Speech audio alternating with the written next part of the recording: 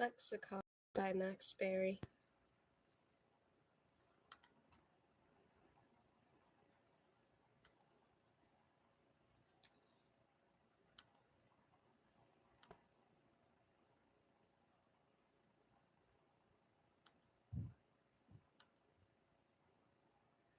Every story written is marks upon a page, the same marks repeated, only differently arranged.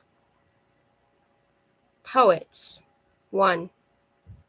Now when Ra, the greatest of the gods, was created, his father had given him a secret name so awful that no man dared to seek for it, and so pregnant with power that all other gods desired to know and possess it too. F. H. Brooksbank, The Story of Ra and Isis. 1. He's coming around. Their eyes always do that. The world was blurry. There was a pressure in his right eye. He said, Irk, F. It's too late, forget it, take it out. It's not too late, hold him. A shape grew in his vision. He smelled alcohol and stale urine. Will, can you hear me? He reached for his face to brush away whatever was pressing there. Get his fingers closed around his wrist. Will, it's important that you not touch your face. Why is he conscious? I don't know. You effed something up. I didn't give me that. A rustling. He said,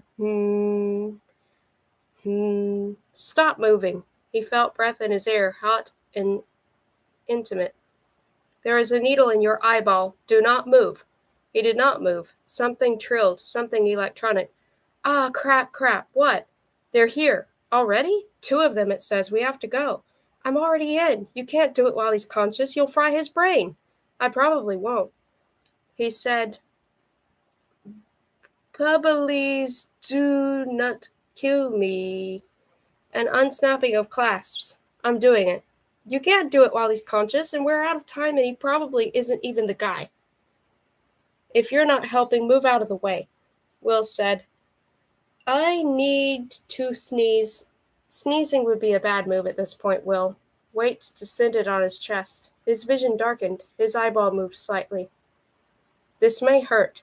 A snick. A low electronic whine, a rail spike drove into his brain. He screamed, You're toasting him. You're okay, Will, you're okay. He's bleeding from his eye. Will, I need you to answer a few questions. It's important that you answer truthfully. Do you understand? No. First question, would you describe yourself as more of a dog person or a cat person? What? Come on, Will, dog or cat? I can't read this. This is why we don't do it when they're conscious. Answer the question. The pain stops when you answer the questions. Dog, he screamed. Dog, please, dog. Was that dog? Yeah, he tried to say dog. Good, very good. 1 down. What's your favorite color? Something chimed. F, oh, F me. What? Wolf's here. That can't be right. It says right Evan here. Show me. Blue, he screamed into the silence. He responded, You see? Yes, I saw. Who cares? We have to leave. We have to leave. Will, I want you to think of a number between 1 and 100. Oh, any number you like. Go on. I don't know. Concentrate, Will. Wolf is coming and you're D'ing around with a live probe on the wrong guy. Think about what you're doing. 4. I choose 4. 4. I saw it. That's good, Will. Only 2 questions left. Do you love your family? Yes, no, what kind of a question is a... He's all over the place. I guess, yes, yes, everybody loves... Wait, okay, I see it. That's weird. 1 more question. Why did you do it? What? I don't... Simple question, Will. Why'd you do it? Do what? What? Borderline, as in borderline, on about 8 different segments, I'd be guessing. I don't know what you mean. I didn't do anything. I swear I've never done anything to anyone except I once knew a girl. There. Yeah, okay. A hand closed over his mouth. The pressure in his eyeball intensified, became a suckling. They were pulling out his eyeball. No, it was the needle, withdrawing. He shrieked, possibly. Then the pain was gone. Hands pulled him upward. He couldn't see. He wet for his poor, abused eyeball, but it was still there. It was there. Blurry shapes loomed in fog. What? Will said. Kuarg medicity nigden commence, said the taller shape. Hop on 1 foot. Will squinted, confused. Huh? Said the shorter shape. Maybe it is him. They filled a sink with water and pushed his face into it. He surfaced, gasping. Don't soak his clothes, said the tall man. He was in a restroom, an airport. He had come off the 3:05 p.m. from Chicago where the aisle seat had been occupied by a large man in a Hawaiian shirt Will couldn't bear to wake. At first the restroom had appeared closed for cleaning, but the janitor had removed the sign and Will had dragged it toward it gratefully. He had reached the urinal, unzipped, experienced relief. The door had opened. A tall man in a beige coat had come in. There were half a dozen free urinals, Will at one end, but the man chose the one beside him. Moments passed and the tall man did not pee. Will, emptying at high velocity, felt a twinge of compassion. He had been there. The door had opened again. A second man entered and locked the door. Will put himself back in his pants. He had looked at the man beside him, thinking this was funny, in retrospect. That whatever was happening here, whatever specific danger was implied by a man entering a public restroom and effing locking it, at least Will and the tall man were in it together. At least it was 2 against 1. Then he had realized Shy Bladderguy's eyes were calm and deep and kind of beautiful, actually, but the key point being calm as in unsurprised, and Shy Bladderguy had seized his head and propelled him into the wall. Then the pain and questions. Have to get this blood out of his hair, said the short man. He attacked Will's face with paper towels. His eye looks terrible. If they get close enough to see his eyes, we have bigger problems. The tall man was wiping his hands with a small white cloth, giving attention to each finger. He was thin and dark-skinned, and Will was no longer finding his eyes quite so beautiful. He was getting more of a cold, soulless kind of vibe. Like those eyes could watch terrible things and not look away. So, Will, you with us? You can walk and talk? F, he said. Orf. I didn't come out like he meant. His head felt loose. Good, said the tall man. So here's the deal. We need to get out of this airport in minimum time with minimum fuss. I want your cooperation with that. If I fail to receive it, I'm going to make things bad for you, not because I have anything against you particularly, but I need you motivated. Do you understand? I'm not, he searched for the word, rich, kidnappable, anybody. I'm a carpenter. I make decks, balconies, gazebos. Yes, that's why you're here.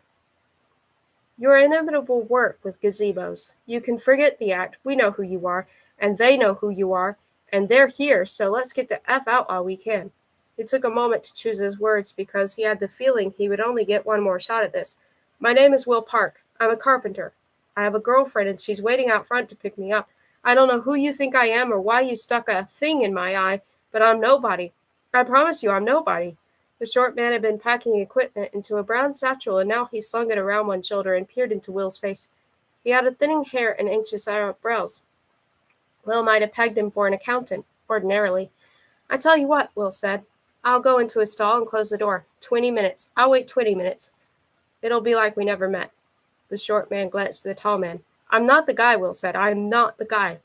The problem with that little plan, Will, said the tall man, is that if you stay here, in 20 minutes you'll be dead. If you go to your girlfriend, who I'm sorry to say you can no longer trust, you'll also be dead.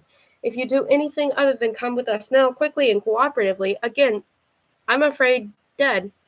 It may not seem like it, but we are the only people who can save you from that. His eyes searched Will's. I can see, though, that you're not finding this very persuasive, so let me switch to a more direct method. He held open his coat. Nestled against his side, nose down in a thigh holster, was a short, wide shotgun. It made no sense because they were in an airport. Come, or I will shoot you through the effing kidneys. Yes, Will said. Okay, you make a good point. I'll cooperate. The key was to get out of the restroom. The airport was full of security. Once he was out, a push, a yell, some running. This was how he would escape. Nope, said the short man. No, agreed the tall man. I see it. Dope him up. A door opened. On the other side of it was a world of stunted color, and muted sound, as if something was stuck in Will's ears, and eyes, and possibly brain. He shook his head to clear it, but the world grew dark and angry and would not stay upright. The world did not like to be shaken. He understood that now. He wouldn't shake it again. He felt his feet sliding away from him on silent roller skates and reached for a wall for support. The wall cursed and dug its fingers into his arm. It was probably not a wall. It was probably a person. You gave him too much, said the person. Safe than sorry, said another person. They were bad persons, Will recalled. They were kidnapping him. He felt angry about this, although in a technical kind of way, like taking a stand on principle. He tried to reel in his roller skate feet, muttered a person, the tall one with the calm eyes. Will didn't like this person. He had forgotten why. No, it was the kidnapping. Walk. He walked resentfully. There were important facts in his brain, but he couldn't find them. Everything was moving. A stream of airport people broke around him, everyone going somewhere. Will had been going somewhere, meeting someone. To his left, a bird twittered, or a phone.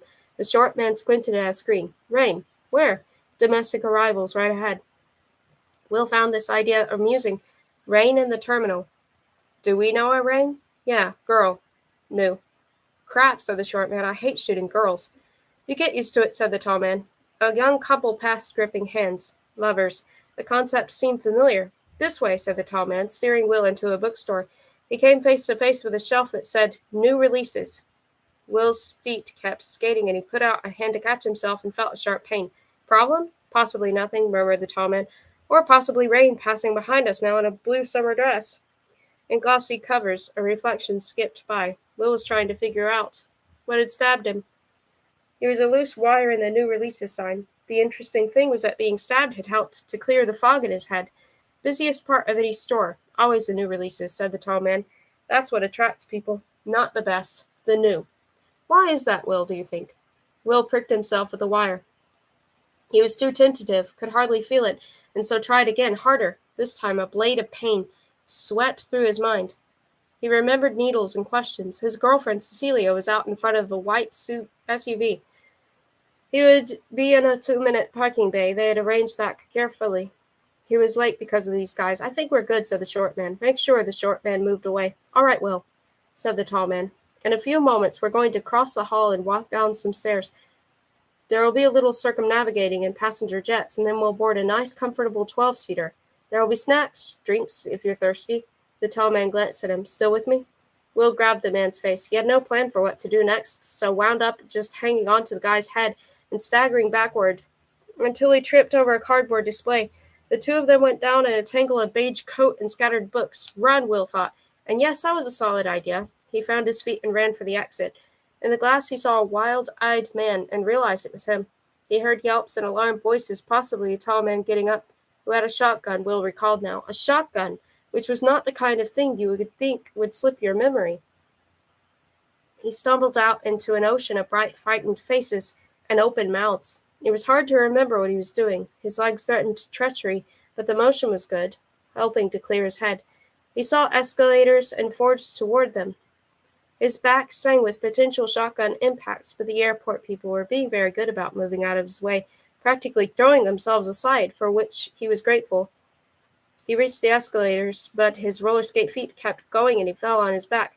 The ceiling moved slowly by. The tiles were up. They were filthy. They were seriously disgusting. He sat up, remembering Cecilia. Also the shotgun. And now he thought about it. How about some security? Where were they? Because it was an airport. It was an airport.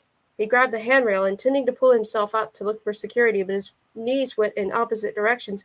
He tumbled down the rest of the way. Body parts telegraphed complaints from faraway places. He rose. Sweat ran into his eyes because the head fog wasn't confusing enough. He needed blurred vision. But he couldn't see light, which meant exit, which meant Cecilia, so he ran on. Someone shouted. The light grew. Frigid air burst around him, as if he'd plunged into a mountain lake, and he sucked it into his lungs. Snow, he saw. It was snowing. Flakes like tiny stars. Help, guy with a gun, he said to a man who looked like a cop, but on reflection was probably directing cabs. Orange buses, parking bays. The two minute spaces were just a little farther. He almost collided with a trolley-laden family, and the man tried to grab his jacket, but he kept running, and it was starting to make sense now, running. And he was starting to remember how to coordinate the various pieces of his body, and he threw a glance over his shoulder, and the pole ran into him. He tasted blood. Someone asked if he was okay, some kid pulling earbuds out of his hair. Will stared. He didn't understand the question. He had to run into a pole, and all his thoughts had fallen out. He groped for them, and found Cecilia. He raised his body like a wreck from the deep and shoved aside the kid, and rode forward on a crest of the kid's abuse. He finally saw it, her car, a white fortress on wheels with Virginia for Lovers on the rear window. Joy drove his steps. He wrenched open the handle and fell inside. He had never been so proud. Made it, he gasped. He closed his eyes. Will, he looked at her. What? He began to feel unsure because her face was strange, and then it came to him in a fountain of dread that began somewhere unidentifiable and ended in his testicles. He should not be here. He should not have led men with guns to his girlfriend. That was a stupid thing to do. He felt furious with himself and dismayed because it had been so hard to get here, and now he had to run again. Will, what's wrong? Her fingers came at him. Your nose is bleeding. There was a tiny furrow in her brow, which he knew very well and was sad to leave. I ran into a pole. He reached for the latch. The longer he sat here, the closer the fog pressed. Wait, where are you going? Away, I have to. Sit down. Have to go. Then I'll drive you somewhere. Stay in your seat. That was an idea, driving. Yes. You'll stay if I drive? Yes. She reached for the ignition. Okay, just stay. I'll take you to a hospital or something, all right? Yes. He felt relief. Weight stole through his body. He wondered if it was okay to slide into unconsciousness. It seemed out of his hands now. She would drive to safety. This car was a tank. He had mocked it before because it was so big and she was so tiny, but they were equally aggressive, and now it would save him. He might as well close his eyes a moment. When he opened them, she was looking at him. He blinked. He had the feeling she'd fallen asleep. Why? He sat up. Shh. Are we moving? They were not moving. Why aren't we moving? Just stay in your seat until they get here, Celia said. That's the important thing. He turned in his seat. The glass was fogged over. He couldn't see what was out there. Drive, now! She tucked a wisp of hair behind one ear. She did that when she was remembering something. He could see her across the room, talking to somebody, and know she was relating a memory. Remember the day you met my parents? You were freaking out because you thought we were going to be late? But we weren't. We weren't late, Will. He rubbed condensation from the window. Through the whiteout, men in brown suits jogged toward him. Drive, Sil, drive! This is just like then, she said. Everything's going to be fine. He lunged across her, groping for the ignition. Where are the keys? I don't have them. What? I don't have them anymore. She put a hand on his thigh. Just sit with me a minute. Isn't the snow beautiful? Sil, he said. Sil! There was a flash of dark movement, and the door opened. Hands seized him. He fought the hands, but they were irresistible, and pulled him into the cold. He threw fists in all directions until something hard exploded across the back of his head, and then he was being borne on broad shoulders. Some time seemed to have passed in between because it was darker. Pain rolled through his head in waves. He saw a black top and a flapping coat tail. F, said someone with frustration. Forget the plane. They can't wait for us any longer. Forget the plane, then what? Other side of those buildings, there's a fire path. Take us to the freeway. We drive? Are you kidding? They'll close the freeway. Not if we're fast. Not if we're, said the shorter man. This is all effed. It's effed because you shouldn't leave when I said. Shush, said the tall man. They stopped moving. The wind blew a while. Then there was some running, and Will heard an engine, a car stopping. Out, said the tall man, and Will was manhandled into a small vehicle. The short man came in behind him. A disco ball dangled from the mirror. A row of stuffed animals with enormous black eyes smiled at him for the dash. A blue rabbit held a flag on a stick, championing some country Will didn't recognize. He thought he might be able to stab that into somebody's face. He reached for it, but the short man got there first. No, said the short man, confiscating the rabbit. The engine revved. How'd it go with the girlfriend, Will? The tall man said. He steered the car around a pillar marked D3, which Will recognized as belonging to the parking garage. Are you ready to consider that we know what we're doing? This is a mistake, said the short man.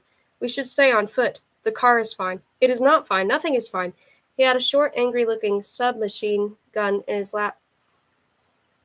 Will had somehow not noticed that. Wolf was on us from the start. They knew. They didn't. Bronte, shut up. Bronte effed us, said the short man. She's effed us, and you won't see it.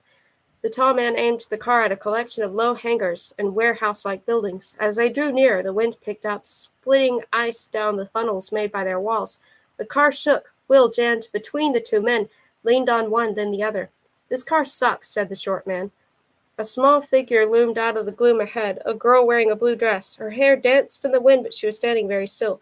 The short man leaned forward. Is that rain? I think so. Hit her.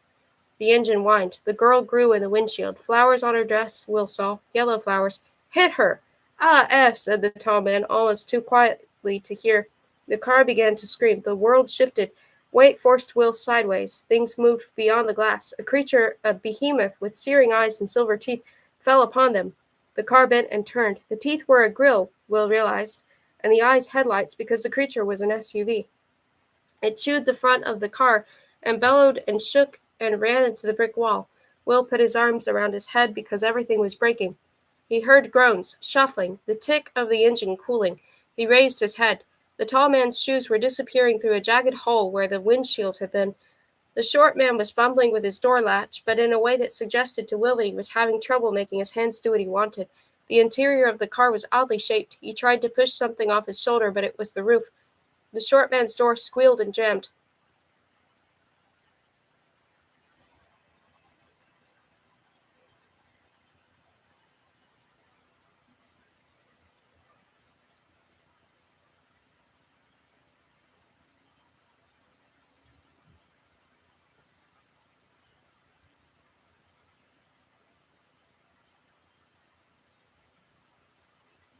The tall man appeared on the other side and wrenched it open. The short man crawled out and looked back at Will. "Come on," Will shook his head. The short man breathed a curse. He went away and the tall man's face dipped into view. "Hey, Will, take a look at your right there. Lean forward a little. That's it. Can you see?" The side window was a half-peeled spiderweb, but beyond that he could see the vehicle that had attacked them. It was a white SUV. Its front was crumpled against the wall. Steam issued from around its bent front wheels. The sticker on the rear window said "Virginia's for lovers." "Your girlfriend just tried to kill us, Will. She drove right at us, and I'm not sure if you can see from there, but she didn't even stop to put on a seatbelt. That's how focused she was. Can you see her, Will?" "No," he said, but he could. "Yes, and you need to get out of the car because there are more where she came from. There are always more." He got out of the car. He was intending to punch the man in the jaw, knock him down, and maybe choke the life out of him with those eyes, watch those eyes go dim. But something snared his wrists. By the time he realized the short man was handcuffing him in the white plastic, it was done. The tall man pushed him forward. "Walk." "No, no." "She's dead," said the tall man. "Faster." "I'll kill you," Will said. The short man jogged ahead of him, cradling his submachine gun. The head moved from side to side. He was probably looking for that girl, the one they'd called Rain. The girl who had stood like she was nailed to the blacktop, like she could stare down a car. "Utility van in the hangar there," said the short man. "It may have the keys." Some men in hard hats and overalls approached. The short man screamed at them to lie down and not effing move. The tall man pulled open the door of a white van and put Will in it. Will swung around so that when the tall man followed him in, Will could kick his teeth down his throat. But a flash of blue in the side mirror caught his eye. He peered at it. There was something blue crouched under a refueling truck, a blue dress. The van's side door was pulled open and the short man came in.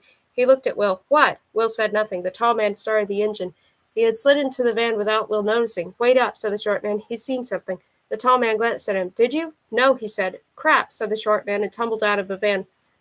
Will heard his footsteps. He didn't want to look at the side mirror because the tall man was watching, but he glanced once and there was nothing there anymore. A few moments passed. There was a noise. The girl in the blue dress burst past Will's window, startling him, her blonde hair streaming. There was a hammer of gunfire. She fell bonelessly to the concrete.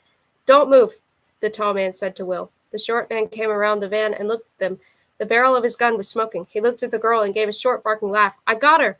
Will could see the girl's eyes. She was sprawled on her stomach, hair sprayed across her face, but he could still see that her eyes were the same blue as her dress. Dark blood stole across the concrete. "Effing got her," said the short man.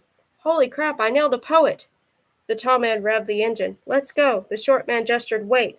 He moved closer to the girl, keeping his gun trained on her, as if there was some chance she might get up. She didn't move. He reached her and prodded her with with his shoe. The girl's eyes shifted.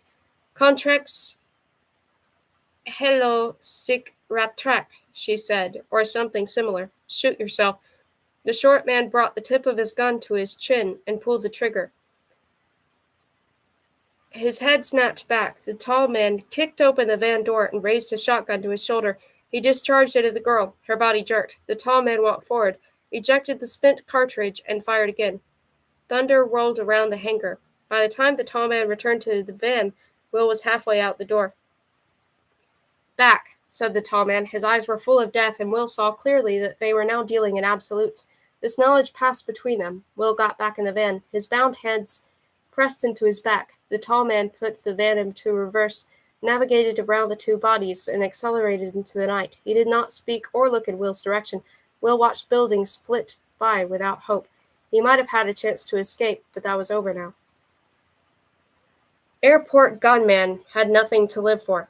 Portland, Oregon. the maintenance worker who fatally shot 2 people before taking his own life, triggering an 8-hour shutdown of Portland International Airport, suffered from depression following the breakup of his marriage. Friends and family said yesterday.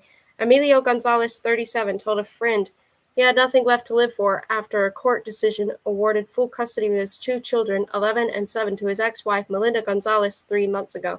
It is believed Mr. Gonzalez sought medical assistance and was prescribed antidepressant medication.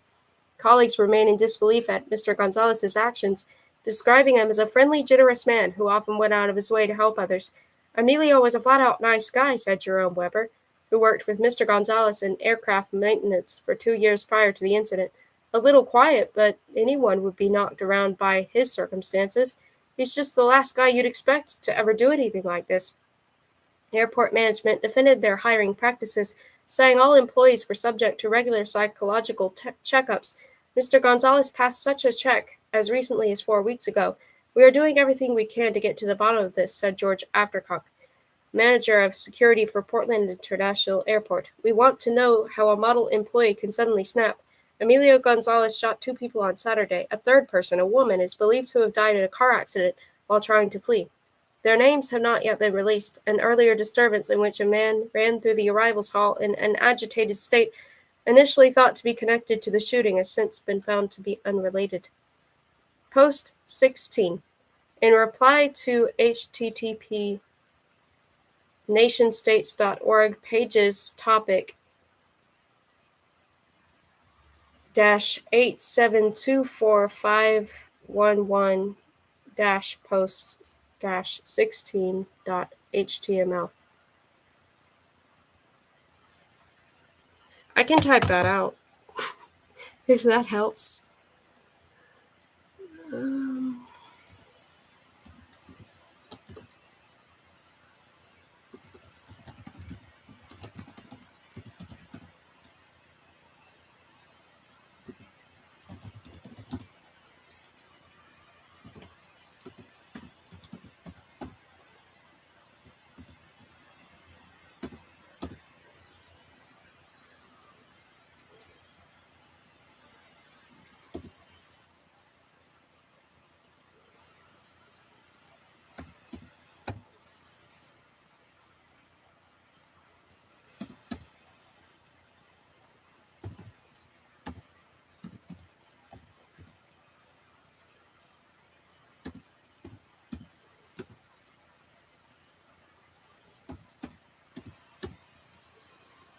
There we go.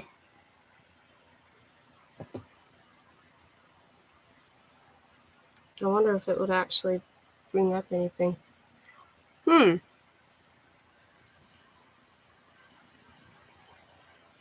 Oh. Well, that's sad. Okay, so it doesn't come up. That's alright. I'll just delete that then. Okay. In my city, we spent $1.6 billion on a new ticketing system for the trains. We replaced paper tickets with smart cards, and now they can tell where people get on and off. So question, how is that worth $1.6 billion? People say it's the government being incompetent, and okay, but this is happening all over. All the transit networks are getting smart cards. The grocery stores are taking your name.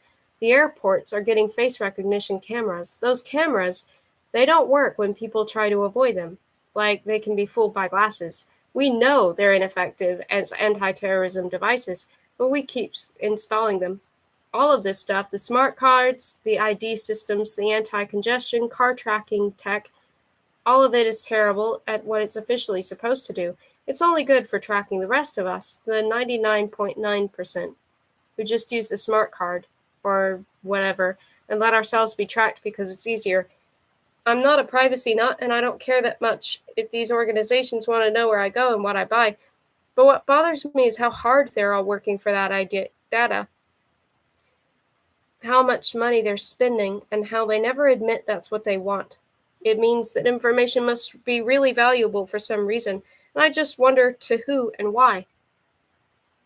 2. Hmm, said the man in the trucker cap. I think. No, just a second here. Take your time, sir, said Emily. The queen isn't going anywhere.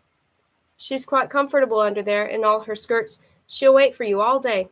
She smiled at the man standing behind the trucker. The man smiled back, remembered his wife, and frowned. Forget that guy, then.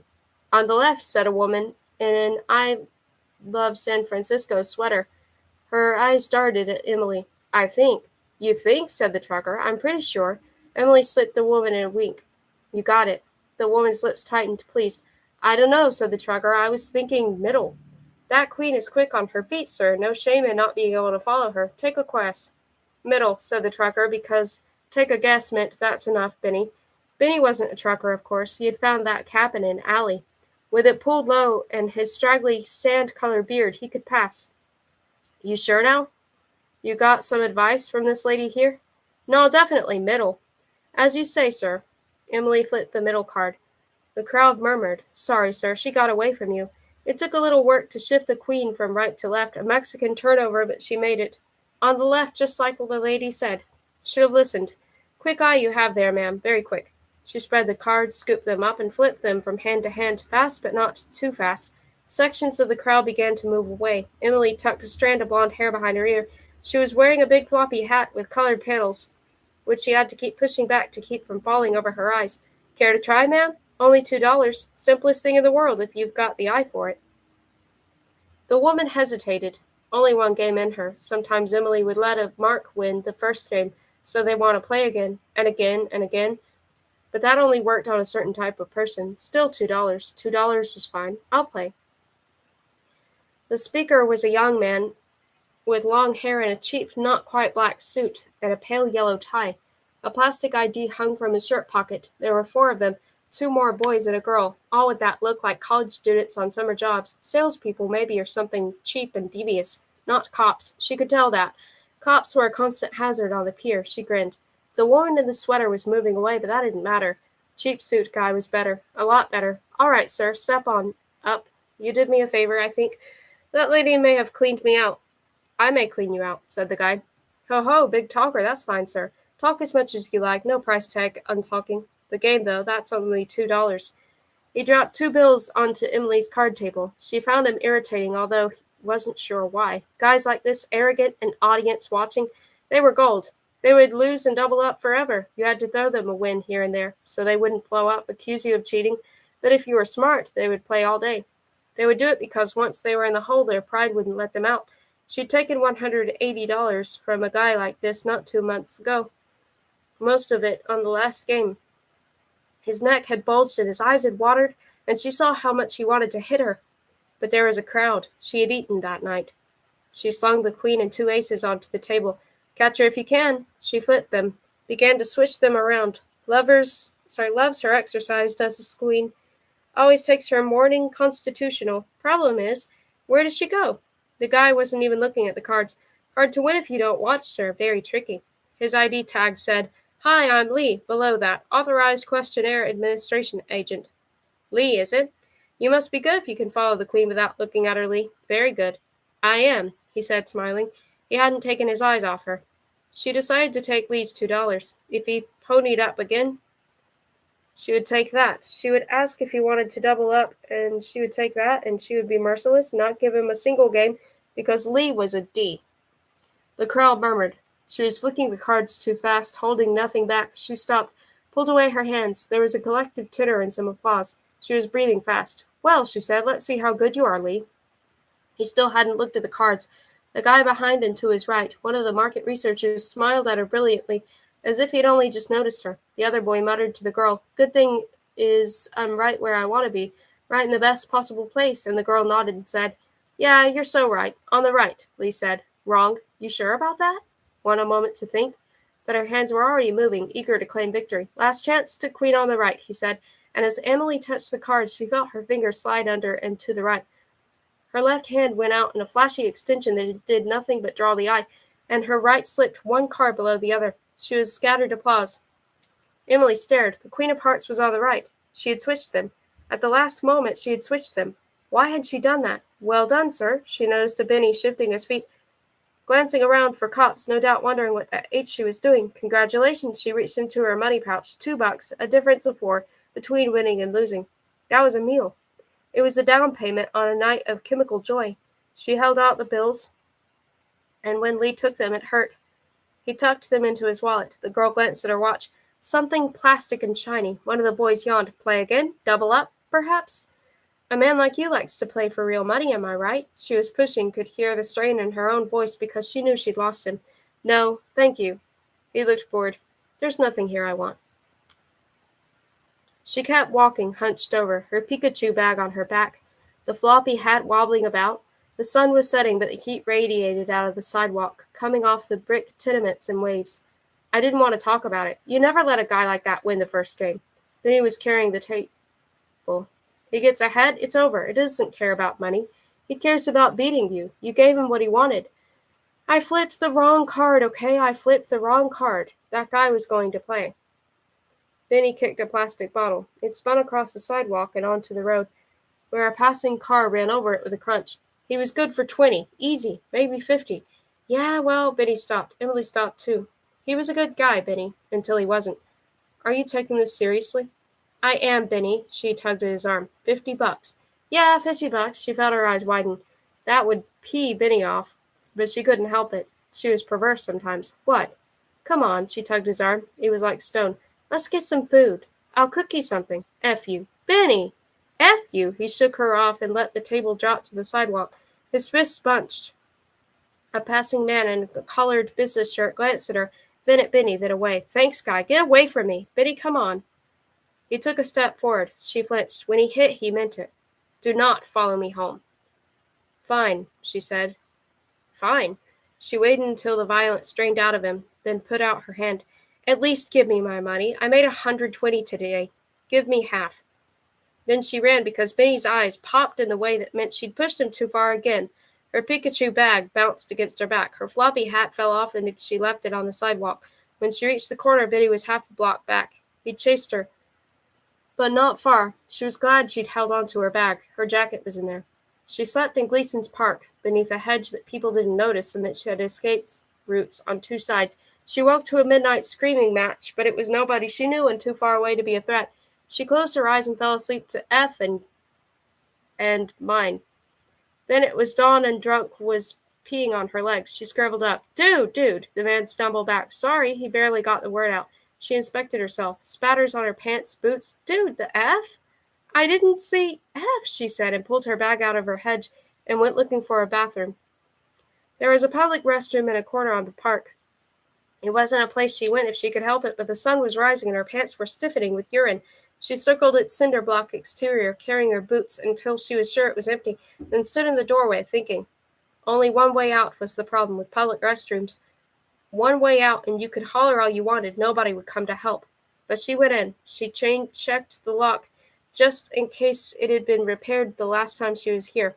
No, she tugged off her pants and stuffed them, and her sock, under a faucet. Concrete air tickled her skin. She threw glances toward the doorway because this was a really bad position to be in should anyone appear, but no one came, so she got confident and lifted her leg to wash beneath the faucet. The paper towel dispenser was empty, so she mopped herself dry with translucent squares of toilet paper. She opened her bag. Maybe better clothes had materialized while she wasn't looking. No, she closed the bag and wrung out her jeans as best she could.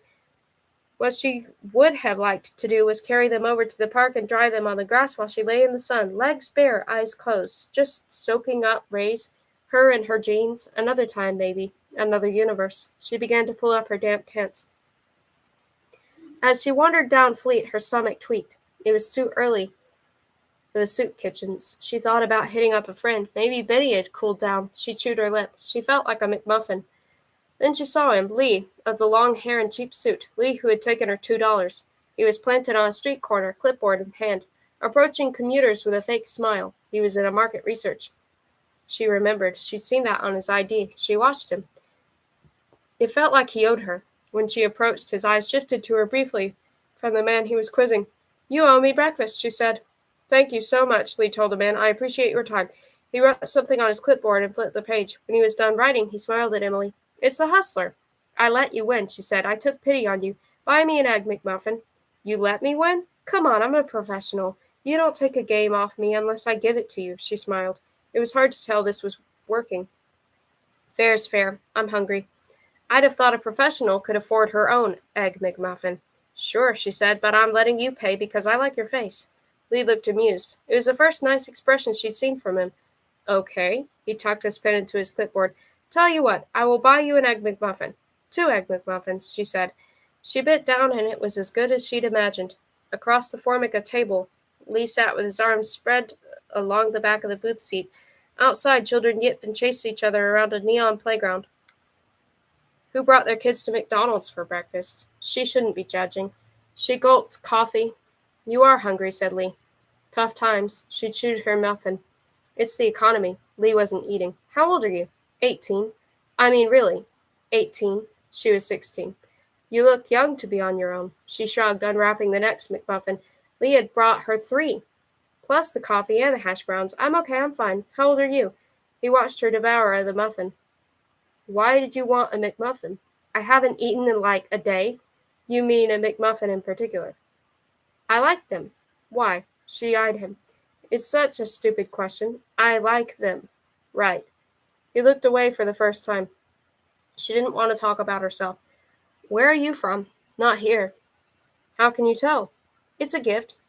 Well, he said, you're right, I travel, city to city, asking people to fill out questionnaires. That's right. You must be really good at that, she said. You must be like extremely talented at asking people to fill out questionnaires. His expression didn't change. She didn't know why she was trying to needle him. He had bought her food, but still, she didn't like him. It took more McMuffins to change that. What brings you to San Francisco? You. Oh, yeah? She hoped this wasn't a running situation. She'd have enough of running. She swallowed the last of the McMuffin and started on the hash browns because it would be good if she could get all this down first. Not you in particular. Your type. I'm looking for people who are persuasive and intransigent. Well, bingo, she said, although she didn't know what intransigent meant. Unfortunately, you failed. I failed? You let me take your money. Hey, that was a pity win. I already said. You want to try again? He smiled.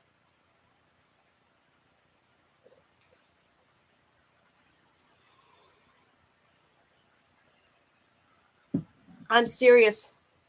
That was a pity win. You won't win again. She meant it. He said. Okay, tell you what, I'll give you another shot. Benny had her cards. She could get more than she'd push this guy to 100, asked to see color. The second of the bills touched the table, she'd grab them and run. She'd go to Benny and tease him a while. Guy was good for about 20, he said. She loved the look he got when she brought him money. Maybe 50? Let me finish my coffee. We'll go to the store across the street. Not cards, a different kind of test. Oh, she said doubtfully, like what? Like don't blow me. She was startled. But his expression hadn't changed, so maybe she heard this wrong. Or it was an expression somehow. Maybe he meant, don't blow me off. There were plenty of people nearby, so no immediate problem, but she needed to find a way to leave alone. My job is not actually to administer questionnaires. My job is to test people. Think of it as a job interview that you don't know you're having. She swallowed the last of the hash browns.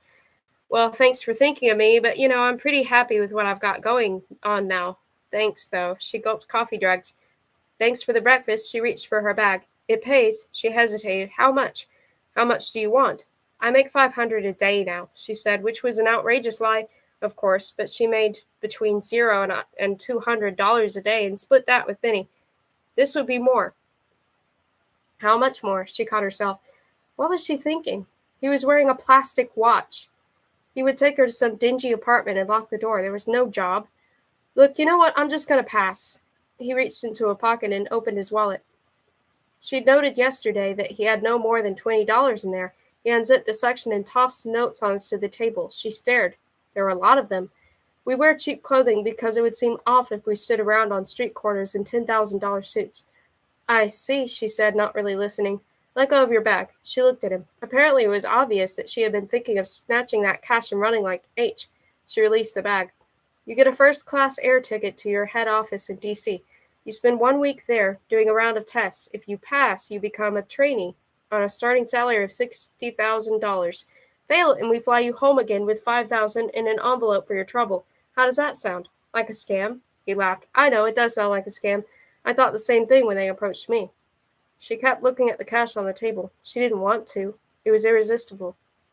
You went to school, Lee said. I mean, at some point. And it didn't suit you very well. They wanted to teach you things you didn't care about, dates and math and trivia about dead presidents. They didn't teach you persuasion. Your ability to persuade is the single most important determinant of your quality of life, and they didn't cover that at all. Well, we do, and we're looking for students with natural aptitude. Okay, she said, I'm interested. I'll take a ticket. He smiled. She remembered his comment about the blowjob.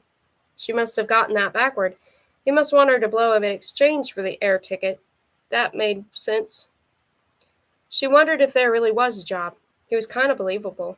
Show me something, she said, something official. He slid a business card across the table. His full name was Lee Bob Black. She tucked this into her bag, feeling better. This card enabled her to call Lee's boss and explain what Lee had asked her to do in exchange for a job. She hoped it was a big company, the kind that hated publicity. She hoped there was a job because she would be awesome at it. Now you know who I am, said Lee. Who are you? Emily. Are you a cat person or a dog person? What? Cats or dogs? Which do you prefer? What do you care? He shrugged. I'm just making conversation. I hate cats, too sneaky. Ha, he said. What's your favorite color? This is your idea of a conversation?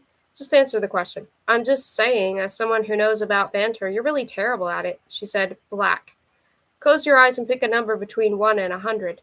Are these from your questionnaires? Yes. You're surveying me? Is this the test? Part of it. I'm not closing my eyes. 33. Do you love your family? She didn't move. Are you serious? You think I'd be here if I had a good family? She almost got up, but she didn't. No. Okay then, said Lee. Last question. Why did you do it? She stared. Don't manufacture an answer, said Lee. I'll be able to tell and it will invalidate the test. That's a bullcrap question, isn't it? How do you mean? You don't even know what you're asking. You just want me to think you do. He shrugged.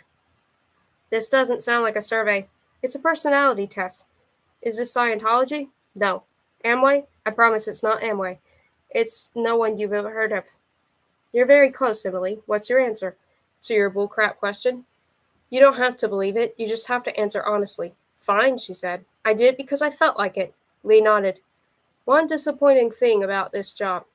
People always turn out to be less interesting than you hope. Before Emily could decide whether he'd insulted her, he spoke a jumble of words. They slid by her and were gone. She felt dazed. Go to the restroom, he said. Wait there for me. She walked to the counter. She was leaving her bag behind, and that was okay. Lee would look after it. She asked a boy behind the register for the bathroom key, and he gave her a look but handed it over. There was a single stall. She closed the toilet lid and sat on it. After a minute, the door opened and Lee came in, talking on a cell phone. Her heart thumped.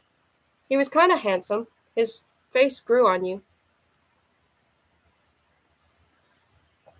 She even liked his hair. She sort of loved him. Yeah, Lee told his phone. But hey, we're here. Let's give it one more pass. He stopped in front of her. She watched him fumbling with his zipper. She was in an interesting place. She was present, but remote. Everything was curious and amusing. Lee jammed his cell phone against his shoulder, dug into his pants, and pulled out his penis. It was longer than she expected. It bobbed in front of her, curving upward before her eyes. I'm actually with her now, said Lee. Thought there was something there for a minute. He covered the phone. Put it in your mouth. She put her hand around his fetus. She opened her mouth. She thought, wait, what? I know, said Lee. Every time. He laughed. His fetus jumped in her hand. She punched his balls. Lee howled. She tried to kick him, but he was doubling over in a full retreat, and she caught his knee or elbow or something. She ran for the door and pulled it open. Heads turned. Pervert! She yelled to the turning faces. There's a pervert in there! She scooped up her bag. Not one person had moved. Pervert! She shouted and ran. In the alley, boys in baseball caps were dealing drugs or freestyling lyrics or whatever they did, and one stepped toward her, his hands out. She blasted past him. Her bag bounced. It was 3 blocks before she felt safe enough to stop and check whether Lee was following. No. She dropped her bag for a second and put her hands on her knees to suck air. People flowed around her. What had just happened? She remembered the details, but it didn't make sense. She didn't know what she had been thinking. She looked up. Lee was shambling toward her, a hand clutched over his groin, his face contorted. She jerked upright. On the other side of the street, a girl with long brown hair and a cheap suit stepped onto the road, backed away from a car, and then ran at her through the traffic. The way she was angling, she wouldn't cut Emily off so much as corral her, force her eastward, and this set off all kinds of alarm bells because when someone did that, they had friends. She craned her neck and spotted two clipboard-carrying boys in suits heading straight at her. "Help!" she said, but to no one in particular. And of course there was no help. She spied an alley and ran for it. The bag slipped and she panicked and let it drop, which was unthinkably terrible because without her bag she had nothing. She would have to rely on people. She passed an office building, a beautiful business couple emerging from its glass revolving doors like an advertisement, and she thought about running in there to whatever clean, safe, corporate-warmed world they had come from. But that would never work. That would end in her being tossed out the same door by a security guard in charge of protecting the world from people like her. She kept running. The alley turned and dipped and became a driveway. Not good, not good. It terminated at a locked roller door, painted "Keep Clear" loading area. She started back the way she had come, but they were already here. One of the boys held her Pikachu bag. She shoved a hand into her jeans pocket. "I've got mace." She backed up until she hit the roller door. All those office windows, surely someone would be looking down. Maybe she screamed. Maybe if there were angels. "Take a moment," said the girl. "Get your breath back." Beside her, Lee bent and spat. "Stay away from me. Sorry about the chase. We just really didn't want you to get away." "I will F you up," said Emily. "It's okay," the girl smiled quizzly. "It's okay, Emily. You passed." Memo. 2. All staff. From Cameron Winters. "Hi guys, just a quick one to say we are getting leave loading on the 29th, so that's double time for all casuals. Nice one, head office. I'm away for the long weekend, so Melanie will be CRO on her 18th birthday too, Saturday. Sorry, Melanie, it just slipped out. Also, please, be careful who you give the bathroom key to. We had a junkie and a poor guy walked in on her. She freaked out and scared the customers. Obviously not a good look. Peace. XCX. 3. The van's tires slipped on the freeway merge, and the interior filled with the light from the approaching 18-wheeler. "F," said the tall man. A horn bellowed. Will felt a looseness, a surrender of the vehicle to natural forces, then the wheels bit and straightened up between the lanes. The truck's horn blew endlessly. He wondered how much damage he would do to himself if he kicked open the door and flung himself out at this speed. Probably a lot. His hands were bound. "F," said the man. He was silent a moment. "F." Will said nothing. "What's your name?" "Will Park." "Not now. Before." "I don't know what you mean. When you lived in Broken Hill, Australia, what was your name?" "I've never lived in. I can hear your accent." "I grew up in Australia, in Melbourne. But I've never been to Broken Hill." The man hauled the wheel. The van slid across 3 lanes and slewed to a stop in the emergency lane. He pulled on the handbrake, took the shotgun, and tried to drag Will out of the van. Will resisted, and the man hit him twice with the shotgun butt, and Will tumbled out into the snow. When he got to his feet, he was looking into a gun barrel. "You're thinking if you're not who I want, I'll let you go," said the man, "when in fact, if you're not the outlier, I'm going to shoot you and leave your body in the snow." "I'm the outlier." 18 months ago, where did you live?" "Broken Hill." "Where in Broken Hill?" A car blew by. "Main Street." "Oh, for F's sake," said the tall man. "Tell me what you want. I don't know what you want." The man sank to his haunches. "You drive a Taurus. You've been in the States 8 months. A year before that, you lived in Broken Hill. You had a dog." He shivered. A truck passed, wheels spitting road ice. "Not the outlier," said the man. He shook his head. "Well, F. I'm really sorry. Forget about it," said the man standing. "Get up. Turn around." "What? You heard me." He rose cautiously. "Turn." He turned. "Walk." "Where?" "It doesn't matter. Away from the road." "Okay, let's think about this. You don't walk, I'll shoot you here." "I'm not walking into the woods so you can shoot me there." "Fine," said the man, and there was a rustling and Will started walking. His shoes sank into the snow. It wasn't more than ankle deep, but he made it look like it was. "Faster. I'm trying not to shoot you," said the man, "but it's getting effing difficult." He forged through the deepening snow. His mind was a great white expanse, a snowscape devoid of plans that ended with him alive. "Veer right. You're trying to angle back to the road." He veered. There were trees ahead, a thin, thick forest. He was going to be shot in the woods. His body would disappear beneath the snowfall. In the spring he would be gnawed by foxes. He would be discovered by Boy Scouts and poked with sticks. "Stop, this will do. Don't shoot me in the back," he turned, fighting snow. The man was 10 feet away, unreachable in drifts this deep. "Leave me here. I can't make it to anywhere in a hurry. You can get away." The man raised the shotgun butt to his shoulder. At least have the GD common courtesy wait. Tell me why. Tell me why. You can't just shoot me. In the bathroom you said to hop, and I didn't. That meant something, didn't it? No. Don't shoot me in the face. The man exhaled. Fine, turn around. Okay, just tell me. Just let me. He pulled one foot out of the snow, put it down again. His nose ran. Mother effer, I'm shooting you in 5 seconds, said the tall man. You arrange yourself however you like between now and then. He sank to the ground because it didn't matter. I'm sorry, Cecilia. I'm sorry you died. I never said I loved you, and I should have. It's just the bare words I couldn't say, and I should have. He was going to pass out. The man would shoot his unconscious body in the snow. It was probably best. Time passed. He raised his head. The tall man was still there. What did you say? I never told Cecilia I loved her. I should have said the words.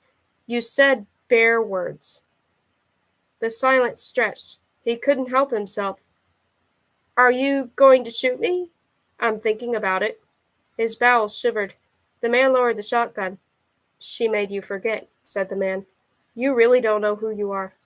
Will sat in the snow, teeth chattering. New plan, said the man. Get back in the van.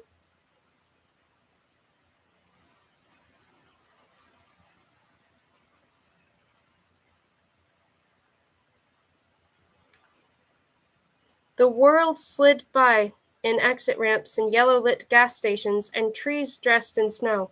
The van's wipers thumped. Will's eye throbbed. The driver's window was half-cranked, letting in furious air. The man glanced at him. You feel okay? You look washed out.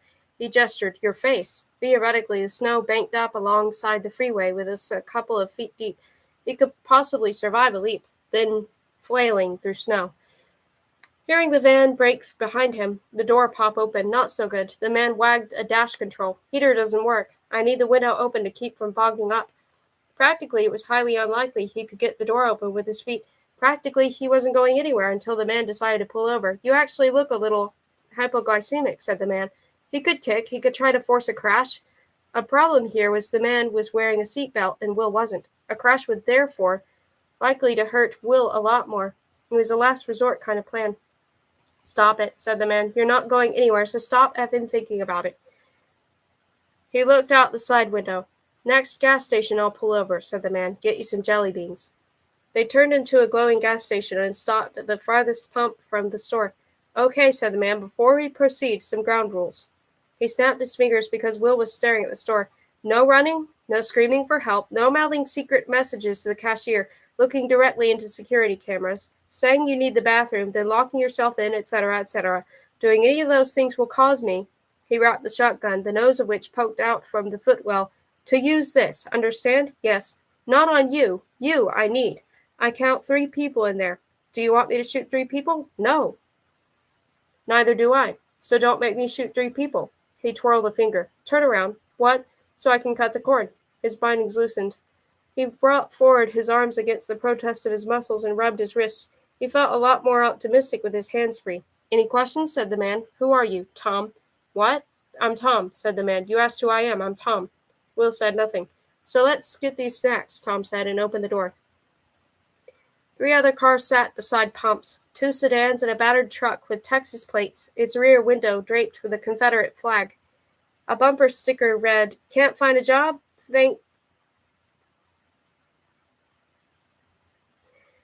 Will had thought Tom would want to fill up, but he headed for the store. The glass doors parted, and they stepped inside. There was music. The air smelled sweet. Tom stamped his feet. Woo, he said to nobody. Cold tonight. Will saw magazines and chocolate bars. A poster offered a hot dog and a slushie for just $2. How could he be kidnapped next to a deal like that? It felt wrong. He shouldn't fear for his life in a convenience store while looking at hot dogs. But he looked at Tom, and Tom was still there, with a shotgun not quite concealed beneath his coat, and Will felt nauseated and looked at the hot dogs again.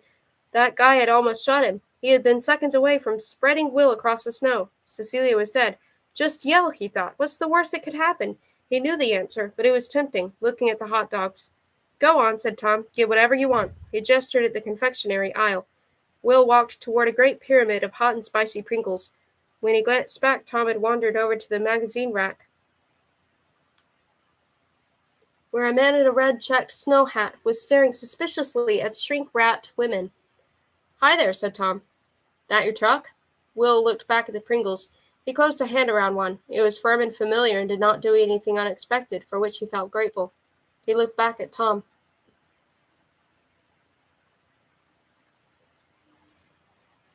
Tom seemed to be paying him no attention, so he kept going, and then there was a shelf between them, and he was out of sight. He felt overwhelmed by the desire to sit down, cover himself with snacks maybe, make a little fort. He kept walking. He took a bag of chocolate eggs. Then a woman's functional ponytail bobbed along in front of him, above the green and red foil snack bags. He closed his eyes. Tom was going to take him to a lonely farmhouse and kill him. It was obvious. They would find him 8 years later, buried beneath the roses, one skeleton among many, in Washington's House of Nightmares. Because Tom was a psychopath. Or possibly not. Possibly Tom was part of some kind of politically motivated group, something a little more professional and terroristic, but the point was Tom killed people. Tom had shot a girl in a blue cotton dress and reloaded and shot her again, and Cecilia had died, and although that possibly wasn't Tom's fault, not directly, the takeaway message here was that around Tom, people died. Will would either get away or he would die too. He felt calm. It was good to establish facts. It permitted the making of decisions. He was going to talk to this woman. He was sorry, but he was going to bring her into this. He would whisper a message, and if things went bad, he would defend her. That was the best he could offer. He opened his eyes. He felt sure Tom was watching him somehow, and sure enough, when he looked around, there was a corner-ceiling mirror, and Tom was in it. Tom was nodding at the man in the snow hat, who was showing him a cell phone for some reason. Will pretended to inspect potato chips. The woman's ponytail bobbed toward the end of the aisle, where a cardboard cutout lion offered free Cokes with every purchase over $4. This lion could screen him, if he timed it right. He could pass the woman at this spot and for one perfect second speak to her unseen. He began to move. Halfway there, the woman's ponytail stopped, and Will had to stop and eye batteries to kill time. He glanced in the mirror. Tom was still chatting to the man. Why Tom had so much to say to this guy, Will had no idea. The ponytail moved. Will moved. He spotted a second security mirror. Maybe this line wasn't going to screen him as completely as he thought, but it would only take a second to mutter, "I'm kidnapped, help, gun called 911," and he was committed now. He had made a decision not to end up beneath roses. He rounded the corner. A girl stood there, 5 or 6 years old. She was looking at the cardboard lion. Will stopped. The woman came around the corner. "Caitlin, come here." The girl ran to her mother. Will did not move. They passed him and headed up the next aisle. The girl said, "Mommy, why was that man sad?" "Shh," said the woman. He walked to the man. He was going to let this mother effer take him somewhere and kill him, apparently. That was where he was at. He felt furious at something. "Not the van," said Tom. "We're changing cars." He nodded the pickup. "Oh," Will said. Tom jangled keys. "You saved their lives." He unlocked the pickup and pulled open the door. "You made the right decision." The truck's interior smelled of cigarettes. The dash had a bobblehead doll of someone Will didn't recognize, some politician. Tom pulled at the door, and the thump of its closure was like the ceiling of a tomb. The engine turned. Air blew from vents. "Ah," said Tom, "we have heat." "You bought that guy's truck," Will said. "We swapped." Tom revved tentatively. He seemed to approve of the sound, and they began to roll past pumps, leaving behind the airport maintenance van. "Swapped," Will said. "He just agreed to trade vehicles." "Yeah?" Tom took a moment to check traffic, and then accelerated onto the slip road. He dug into his coat pocket with one hand. He also threw in this cell phone. Will looked at it. "Did he?" "Yeah," said Tom, to sweeten the deal. They re-entered the freeway. It was Cecilia's birthday next week. Will had been putting off going shopping. "Just give me money," she'd said, and he'd been thinking maybe he would, because she was so hard to buy for, but he might have thought of something. He still had a week. He might have found exactly what she wanted. He remembered Rain standing in the middle of the road, strange words she had spat through blood-stained teeth, that short man putting the gun to his own chin. He didn't understand any of that. Maybe Tom was a serial killer, or a terrorist, or a covert government agent, or something else, but whatever he was, he must want something. Will had to go shopping. "Where are we going?" Tom didn't answer. "Who was that girl?" The truck hummed. The tires sluiced through the wet road. "Why did your friend shoot himself?" "Shut up," said Tom. "I'm not talking to you. You came and got me. You must want me for something." "It's not conversation." "Then what?" Tom was silent. "Why did he call her a poet? Your friend said, 'I nailed a poet.'" Tom dug the cell phone out of his pocket. He thumbed a number and stuck the phone under one ear. "It's me. Where are you?" Will watched the dashboard figurine bobble. "I'm clear. Brecht didn't make it." There was silence. Because Wolf effing turned up 5 seconds after we made contact. Will heard a tinny voice squawk from his phone, male but unfamiliar. Well, whose effing fault is that? Just tell me where you can meet. I want to get off the road, he exhaled. Fine, we'll be there. He dropped the phone into his pocket. Who's Wolf? Said Will. A bad person, said Tom. A bad, bad person. Like rain? Yes. Is Wolf a poet too? Yep, said Tom, overtaking. And when you say poet, Will said, since Tom seemed to be answering questions, is that like the name of their organization, or do you mean... I mean she's good with words, Tom said. Now shut up. I'm just trying to understand. You don't need to understand. You need to sit there and not do anything stupid while I take care of you. That's what you need. Look, I get that it's been a confusing night, and I know you're all, but how is that possible? And why did he do that? But I'm not going to answer those questions, Will, because you don't have the framework to comprehend the answers. You're like a kid asking how I can see him, even though he's closed his eyes. Just accept that this is happening. Can you give me the framework? No, said Tom. Shut up. He was silent. Why did you shoot that girl? I had to. She was just lying there, Will said. She was already half dead. She was dangerous lying there half dead. Will said nothing. Okay, Tom said. You hear about that bad nightclub fire in Rome a couple months back? Bunch of people died? That was Rain. And she did it because she thought one of those people might be you. Rain wanted to kill me? Yes. Why? Because 18 months ago you survived something you shouldn't have. In Broken Hill? Yes. I don't remember that. No. What was it? What? The thing that should have killed me. Something bad, Tom said, which shouldn't have gotten out. You mean chemicals? People died in a chemical spill on Broken Hill 18 months ago? Sure, chemicals. So why do you care? Because it's out again. And I can stop it? Yes. That doesn't make sense. That's because it's not really chemicals, Tom said. Is it a word?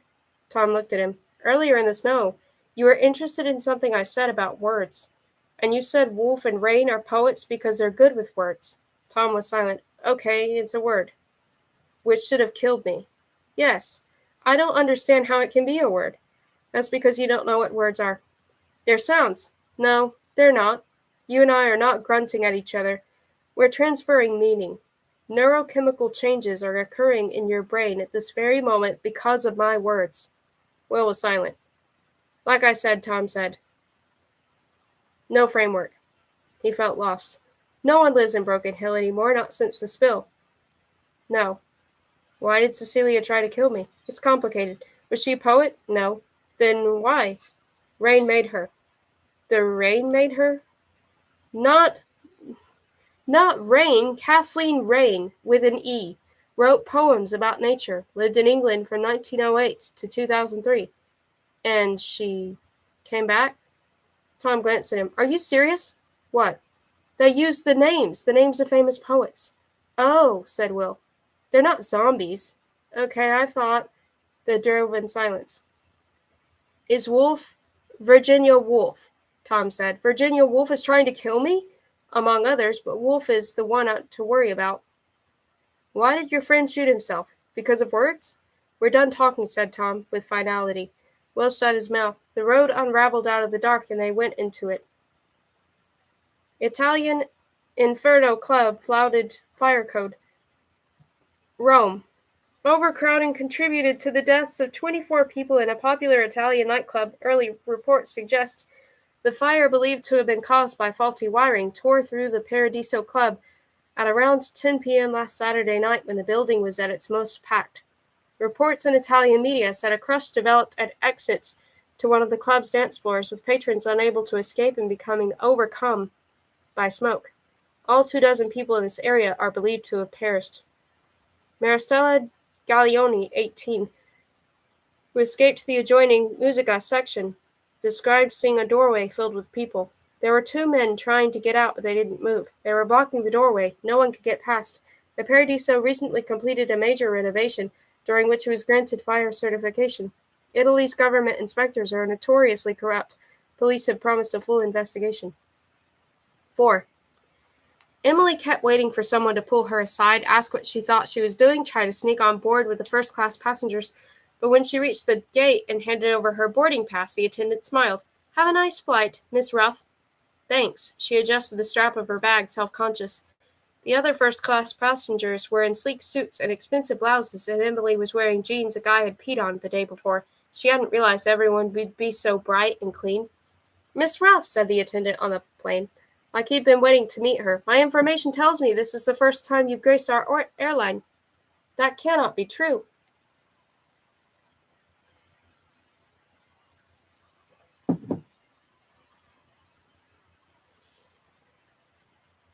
He beckoned, leading her past banks of leather thrones. "I'm going to take extra special care of you." He leaned close and whispered, stage loud, "We need more beautiful young customers." She thought he was making fun, but he wasn't. First class was strange. "Make yourself comfortable," said the attendant, "while I rustle you out the best chocolate cookie you've ever tasted." "Okay," she said. She went to stow her bag, and the attendant looked horrified and took it from her. She slid into her seat. She had slept in smaller places than this. To her right, a woman in big sunglasses had a tall glass in one hand and a magazine in the other. She smiled at Emily, and Emily smiled back. The woman returned to her magazine. This was okay, she thought. This was okay. She heard a tinkling and reached for her bag. The flight attendant whispered, "I'm so sorry." He set a glass of water onto the armrest. The tinkling was ice cubes. "I didn't mean to wake you." She stared at the glass. When she'd first heard that sound, she thought someone was peeing. She deplaned. That was what they called it, deplaning. She had never heard that word before. She unbuckled and felt sad. She wanted to stay in her little first-class kingdom. She'd left a note for a friend to pass to Biddy. Had he read it yet? Was he upset? Missing her? She didn't care about this as much as she'd thought. She had realized this while gazing out at the hidden world of sunlight that lay above the clouds. She was leaving Biddy behind, and this was a good thing. She felt like she had 2 years before, when she'd walked away from a falling down house with her Pikachu bag on her back, her mom's threats and prophecies bouncing off her back, and the more she walked, the better she felt. Biddy hadn't been good. Not really. She was getting a sense of that, now that people were taking her bags and bringing her drinks while she slept. She was seeing that without Benny, she could be so much more. The attendant touched her arm at the exit. "Thank you so much." "Thank you so much," she said. In arrival stood a driver, complete with hat and uniform, holding a printed sign reading, "Emily Ruff." "I'm Emily," she said. She reached for her bag. She hesitated, but let him take it. She needed to get used to that. "I'm very pleased to meet you, miss. I have a car out front." "Was your flight bearable?" "Yes." She fell into step. She felt kind of stupid about the Pokemon bag. It looked ridiculous on this guy's trolley.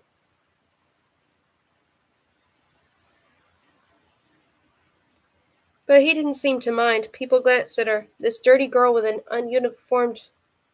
a uniformed driver, and she tried not to smile so as not to ruin it. He held open a door for her. Outside was bright and cold. A long liquid black limousine lay spread along the curb. The driver opened the rear door, and she climbed inside it like it was nothing. Did she want a drink? To watch TV? Because she could do that. There was enough room to lie down. She could live here. The driver entered. The locks thunked.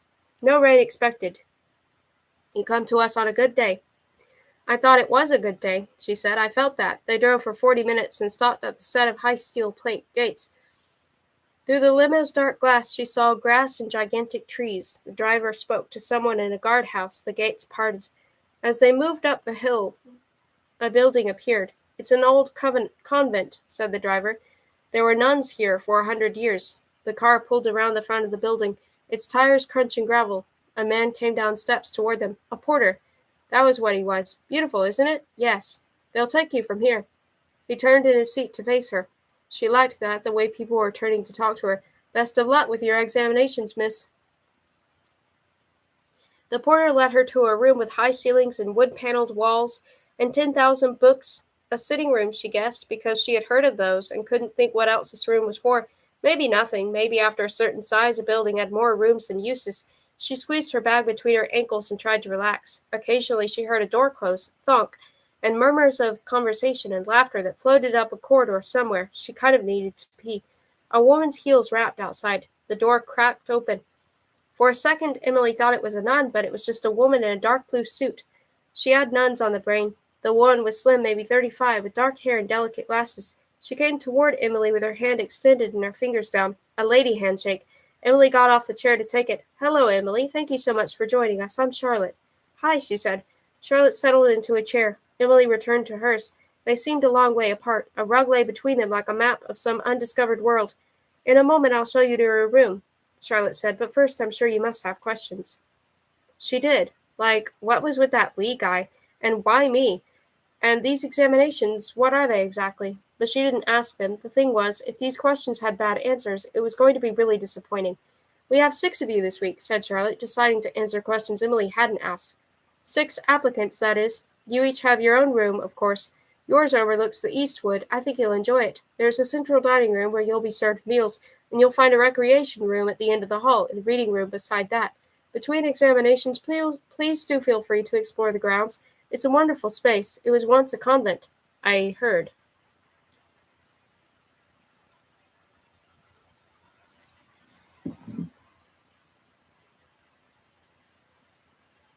If you leave the new wing, you may bump into some of our current students going about their lessons. They are under instructions not to speak to you, so please don't interpret this as rudeness, she smiled. Okay, she said. I must ask that you observe 2 rules for the duration of the examinations. You are not to leave the grounds nor use the phones. These rules are quite important. Do you find them acceptable? Yes. Good. She patted her lap like she wanted a cat to sit there. Well then, for the rest of the day you may simply settle in, meet your fellow applicants, enjoy the facilities. The examinations will begin in the morning. I do have a question, Emily said. What's the catch? Charlotte's eyebrows rose. She had good eyebrows, like whips.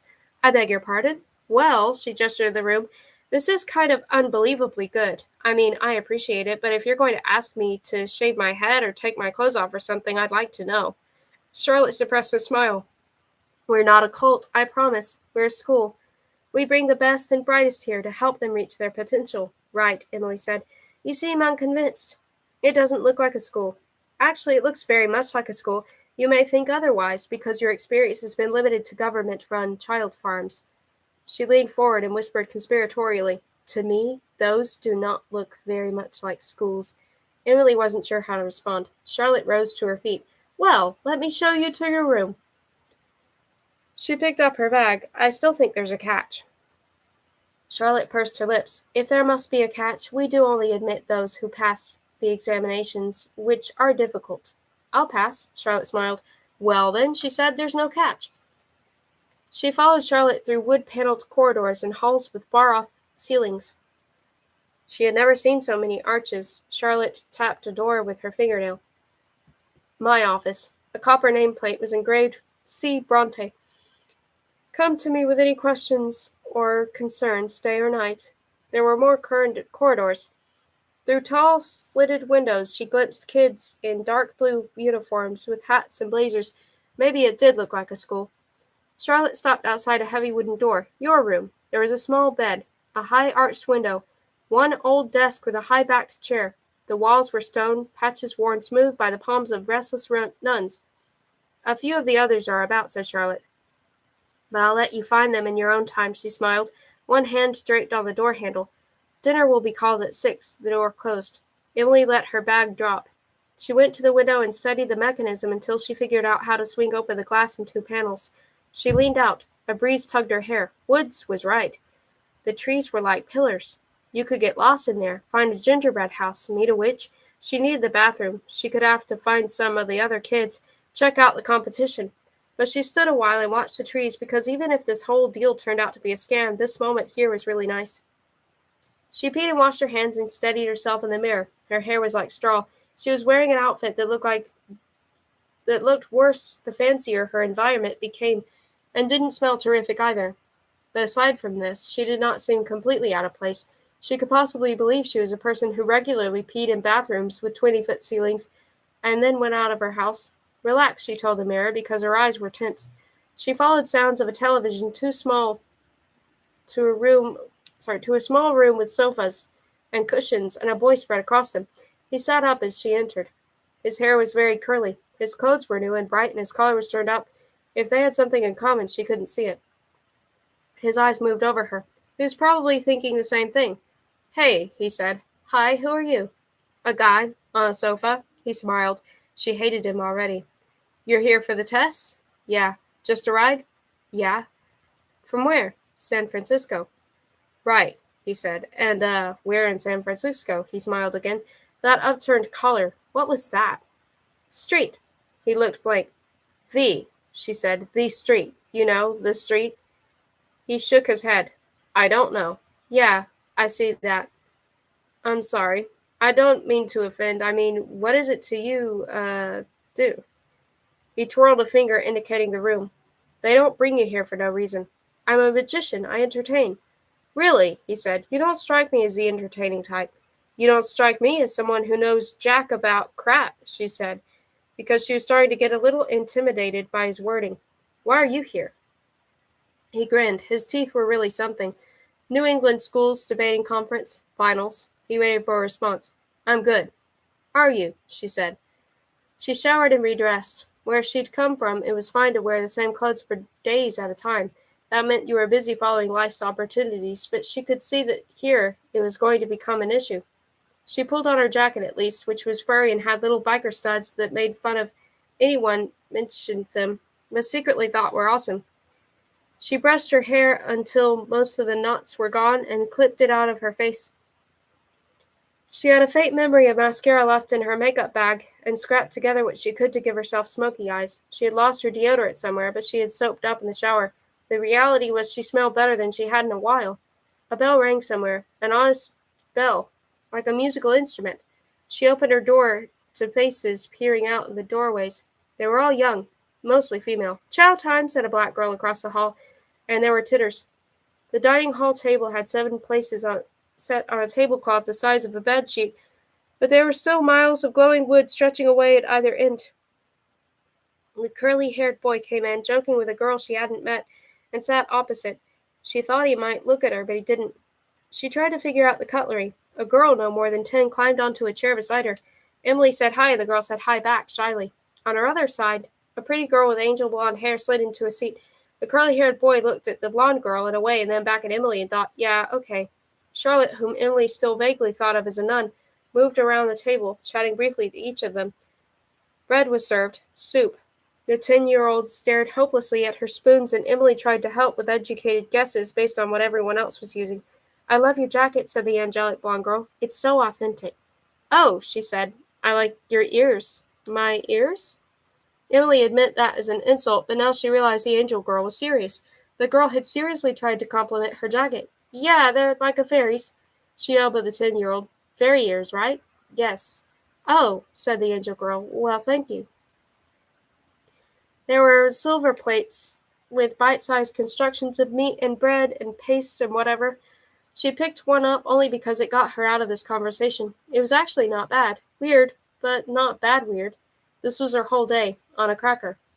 Charlotte rose and gave a short speech about how happy she was to have them here, and she hoped they would seize the opportunity with 2 hands because each of them had great potential, and the Academy was dedicated to unlocking it. Then she said they should sleep well because the first examination would begin early, and the curly-haired boy asked what it would be, and Charlotte smiled and said that it could be answered by the morning. Those were her words. Answered by the morning. You would get your head kicked in talking away in Emily's world. But she was kind of enjoying it. On the pier, under her floppy hat, she used words to make people smile and come closer and give her $2 and not care about losing. Good words were the difference between Emily eating well and not. And what she had found worked best were not facts or arguments, but words that tickled people's brains for some reason, that just amused them. Puns and exaggerations and things that were true and not at the same time. Answered by the morning. Words like that. Afterward, they filed back to their rooms, and she brushed her teeth, alongside a girl from Connecticut. Everyone but her had pajamas. On her way to bed, a voice floated down the hallway. Good night, girl in the doorway. Night, boy on a sofa, she said, and closed her door. She couldn't believe she had just said that. He was trouble, this boy, but the good kind. In the morning, they were all sat in the hall and given forms. The first question she recognized. Was she a cat person or a dog person? What was her favorite color? Did she love her family? Even the weird one was right there. Why did you do it?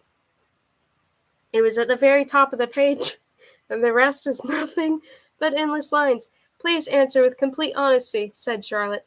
She moved between their desks, echoes of her heels bouncing between the floor and ceiling.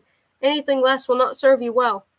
They asked her favorite movies, songs, books. She hadn't read a book since she was 8. She glanced around. The 10-year-old was 3 desks behind. Her feet didn't even reach the floor. Emily twirled her pen. She wrote, Princess Lily saves the world. It was the only one she could remember. Charlotte collected the papers and disappeared for a while. People leaned across aisles and compared answers. She noticed a man in the corridor, tall with brown skin and eyes like rocks, watching them through the glass. She felt flustered for some reason and looked away. When she looked back, he was gone. Charlotte returned with a TV on a trolley. You will be shown a series of rapidly changing images. One of the images will be a type of food. You are to write down the name of the food. Are there any questions? She looked around. Very well, good luck. Emily picked up her pencil. Charlotte pressed a button on the VCR.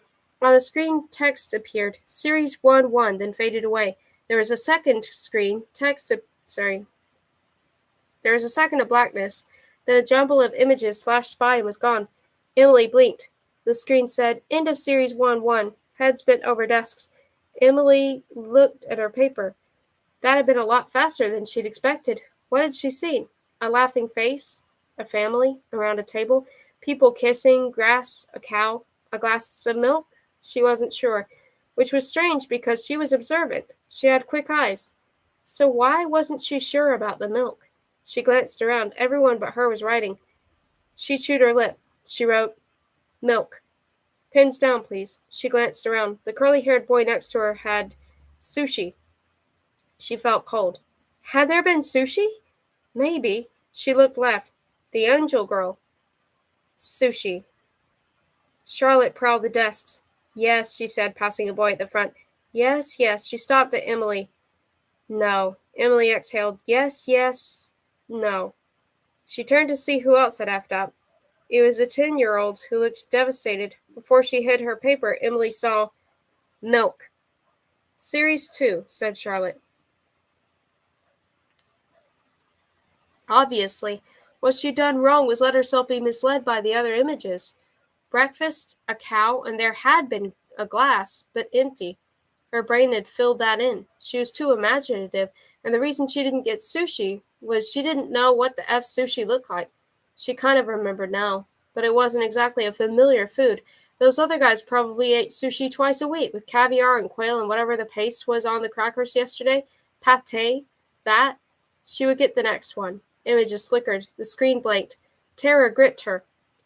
There had been a banana. Definitely a banana. But also a sun, which kind of looked like a banana, and at the start she'd caught a glimpse of what might have been a fish. She had definitely seen palm trees and an ocean. She wasn't sure about the fish or the banana. The banana could have been an after image of the sun. Why were there palm trees? Was that random?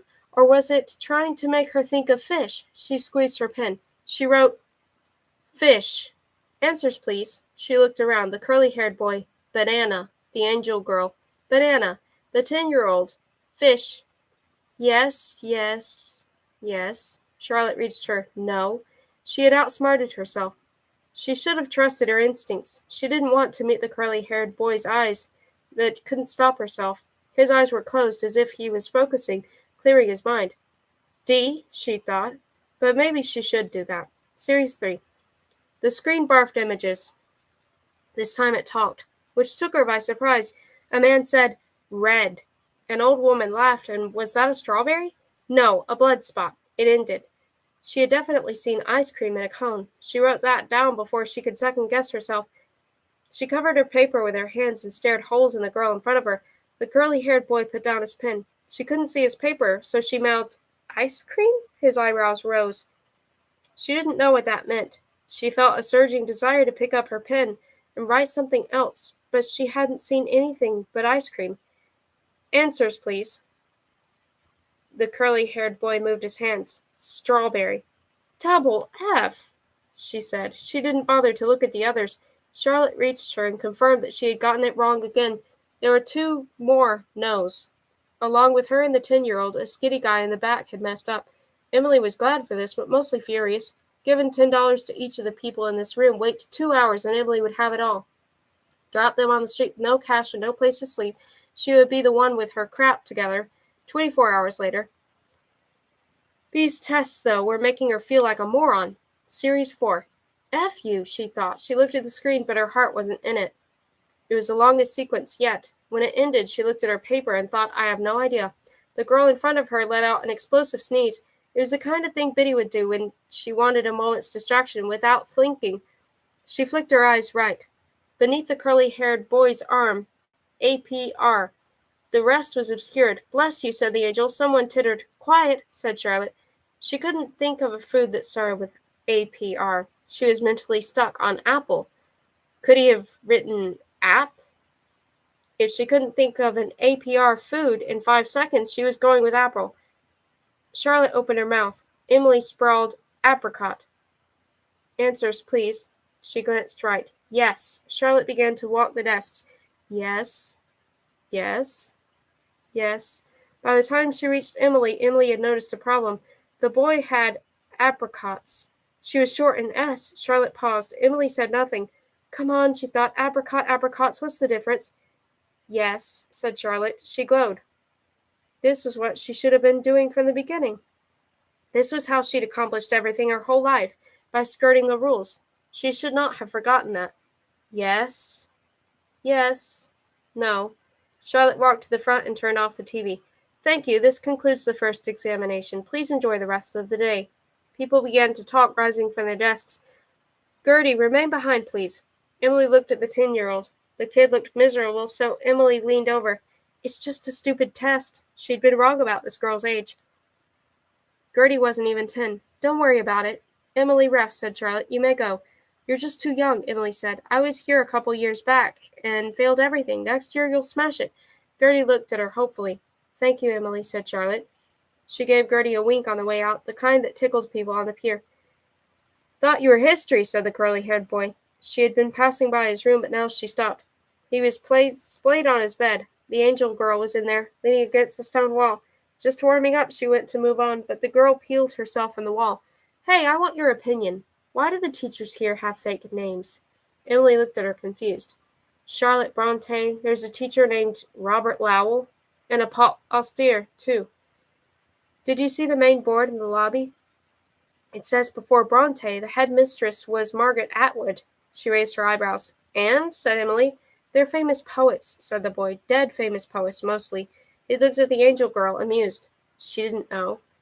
"Like I sit around memorizing poets," Emily said. "That's why I'm going to destroy you in the test, because everything you know is useless." The boy grinned. The girl said, "It's okay," in a tone that made Emily want to hit her. "And the school has no name. They just call it the Academy." "Kinda weird, yes?" "You're kinda weird," she said. Gertie didn't come back. "The tests are eliminations," said the curly-haired boy, through a mouthful of red bread. This was at lunch. He had taken Gertie's seat. "Fail one, that's it. Pack your bags." She paused midway through buttering a roll. "Who told you that?" "No one. I figured it out. It's obvious, don't you think?" He chewed and chewed. Charlotte came in during lunch and looked at Emily in a way Emily didn't like. Then she left. Emily continued eating, but her stomach formed a hard ball. Afterward, Charlotte and another teacher were waiting for her in the corridor. It reminded Emily of San Francisco, where you'd step in the front door of your squat, and there'd be two skinny women there, hips jutting, lips like cats, trembling with righteous outrage about something or other, some debt or thing you did. Charlotte beckoned. "Emily, if you please." Her heels clacked down the hall. In her office, Charlotte gestured at a chair. The office was larger than Emily had thought. It had doors to other rooms, one of which Charlotte must sleep in, since she'd said to come see her any time of day. It had a single window that looked into a courtyard, and a messy desk on which stood a vase of fresh flowers. "I'm disappointed." "Are you?" she said. "We gave you a sizable opportunity. You will never know how great." "I don't know what you're talking about." "The examination room is monitored. Carefully." "I see," Emily said. There was silence. "So you're saying I did something wrong in some way?" "Cheating? Yes, that was wrong." "Well, you should have said that. You should have said, actually, we had 3 rules. The third one is don't cheat." "You think that bears stating?" "That guy in San Francisco who sent me here, Lee, he knew I cheated people. That's what I do. I'm a hustler. You bring me here, but suddenly I can't cheat? You never said that." "I said honest answers were essential." "In the test before, not the video test." "This isn't up for discussion," Charlotte said. "A driver is coming to collect you. Please collect your things." "Well," she said, F. "You may have been promised compensation for your time here." "Unfortunately, that will not apply due to the cheating." "You B." Charlotte's face didn't change. Emily had expected some kind of reaction from someone so nunnish. She had assumed Charlotte was quietly furious, the way people got when you broke one of their made-up rules, but the truth was Charlotte didn't seem to care. "You may go. Forget the driver. I don't want anything from you." She got up. "The airport is 20 miles. The driver, F your driver," she said. She went to her room and stuffed clothes into her Pikachu bag. Until this point she had felt nothing but anger, but abruptly she was heartbroken and shaky with tears. She threw the bag over her shoulder and banged into the corridor, but she didn't... Sorry. "Hey!" It was the curly-haired boy. "What happened? Where are you going?" But she didn't answer, and he didn't come after her. There was no sign of a driver, and she began to trudge down the driveway. About 1,000 windows looked onto her back. She imagined eyes in each one. But that was silly. The fact was nobody would care. She would be gone 5 minutes, and they would forget she existed, because the place made more sense without her. Halfway down the driveway, a car crunched up behind her. "Emily Rath? I don't want a driver." "I'm not..." She heard the handbrake crank. The door opened. "I'm not a driver." It was a tall man she'd seen through the glass during their test. "My name is Elliot. Please come back to the house." "I've been evicted." "Hold up a second. Stop." She stopped. The man scrutinized her. He had a stillness about him which made him hard to read. "You cheated. Your defense is that nobody said you couldn't." "I agree. Go back to the house." "I don't want to go back to the house." "Why not?" "Because I'm not going to make it, okay? It's pretty clear that everyone here but me is incredibly smart and knows, like, names of poets, so thanks for the opportunity." She started walking again. He matched her pace. "There are two types of exams. The first tests your ability to withstand persuasion. The second measures your ability to persuade. This is more important, and from what I've seen, you have a good shot at those." Charlotte said, "It's not up to Charlotte." She looked back at the school. It was kind of tempting. "It would be a shame to never discover what you were capable of." He shrugged. "My opinion." "Oh, fine," she said. She returned to her room and dumped her bag. She didn't think she'd have to wait long, and she was right. The curly-haired boy came in and looked at her angrily. "I thought you left." "I changed my mind." "Or someone changed it for you?" He folded his arms. "They only take one of us." The angel girl appeared in the doorway. Emily said, "They only take one?" "I never heard that," said the angel girl. "On the last day, if there's more than one candidate left, you have to persuade the other to quit. That's how you make it." "I never heard that," said the girl, "and I say, welcome back, Emily." "You're an idiot," said the boy. "You're an a-hole," said the girl. The boy looked at her. "You might as well leave now. I bet you're persuasive as H to people who know your parents. In student council, you're a queen, but you're only here because it's supposed to be the best. And that's what good little girls do. They do their best." The girl's cheeks flamed. "Is this supposed to make me quit?" "I already know how to make you quit. Have Daddy call and say he misses you." The girl turned and left. Emily heard her feet slapping down the corridor. She looked at the boy. "This school is mine," he said. Early next morning, Charlotte drove her downtown. She barely spoke, and Emily was still somewhat peeved, so it was a quiet journey. They pulled into a parking garage, and Charlotte killed the engine. Emily unbuckled, but Charlotte didn't move. "Elliot thinks you're worth persisting with," Charlotte said to the rearview mirror. "It seems pointless to me, but occasionally he sees things." Emily kept her mouth shut. Usually this examination is administered by a junior staff member. Charlotte popped open the glove box and applied big sunglasses. They made her look elegant and sexy, not like a nun at all. "But since you are so allegedly bursting with potential, I wanted to see for myself." She led Emily to a nondescript street corner, where there was a grocer, a newspaper stand, and a dog tied to a non-standing pole. One of those things was important, Emily figured. Charlotte glanced at her watch. It was early, but the sun was peeking above the buildings and seemed exciting to be there. If they were going to hang around here, Emily should lose the jacket. "Our purpose today is to test your lexicon," Charlotte said, "by which I mean your array of useful words." This did not clarify anything for Emily. "Are you ready?" "Sure," she said. Charlotte's sunglasses swung to the far sidewalk, which was empty. They waited. "A whore is one who desires. The word is Proto-Indo-European, from the same root as love. Did you know that?" "No."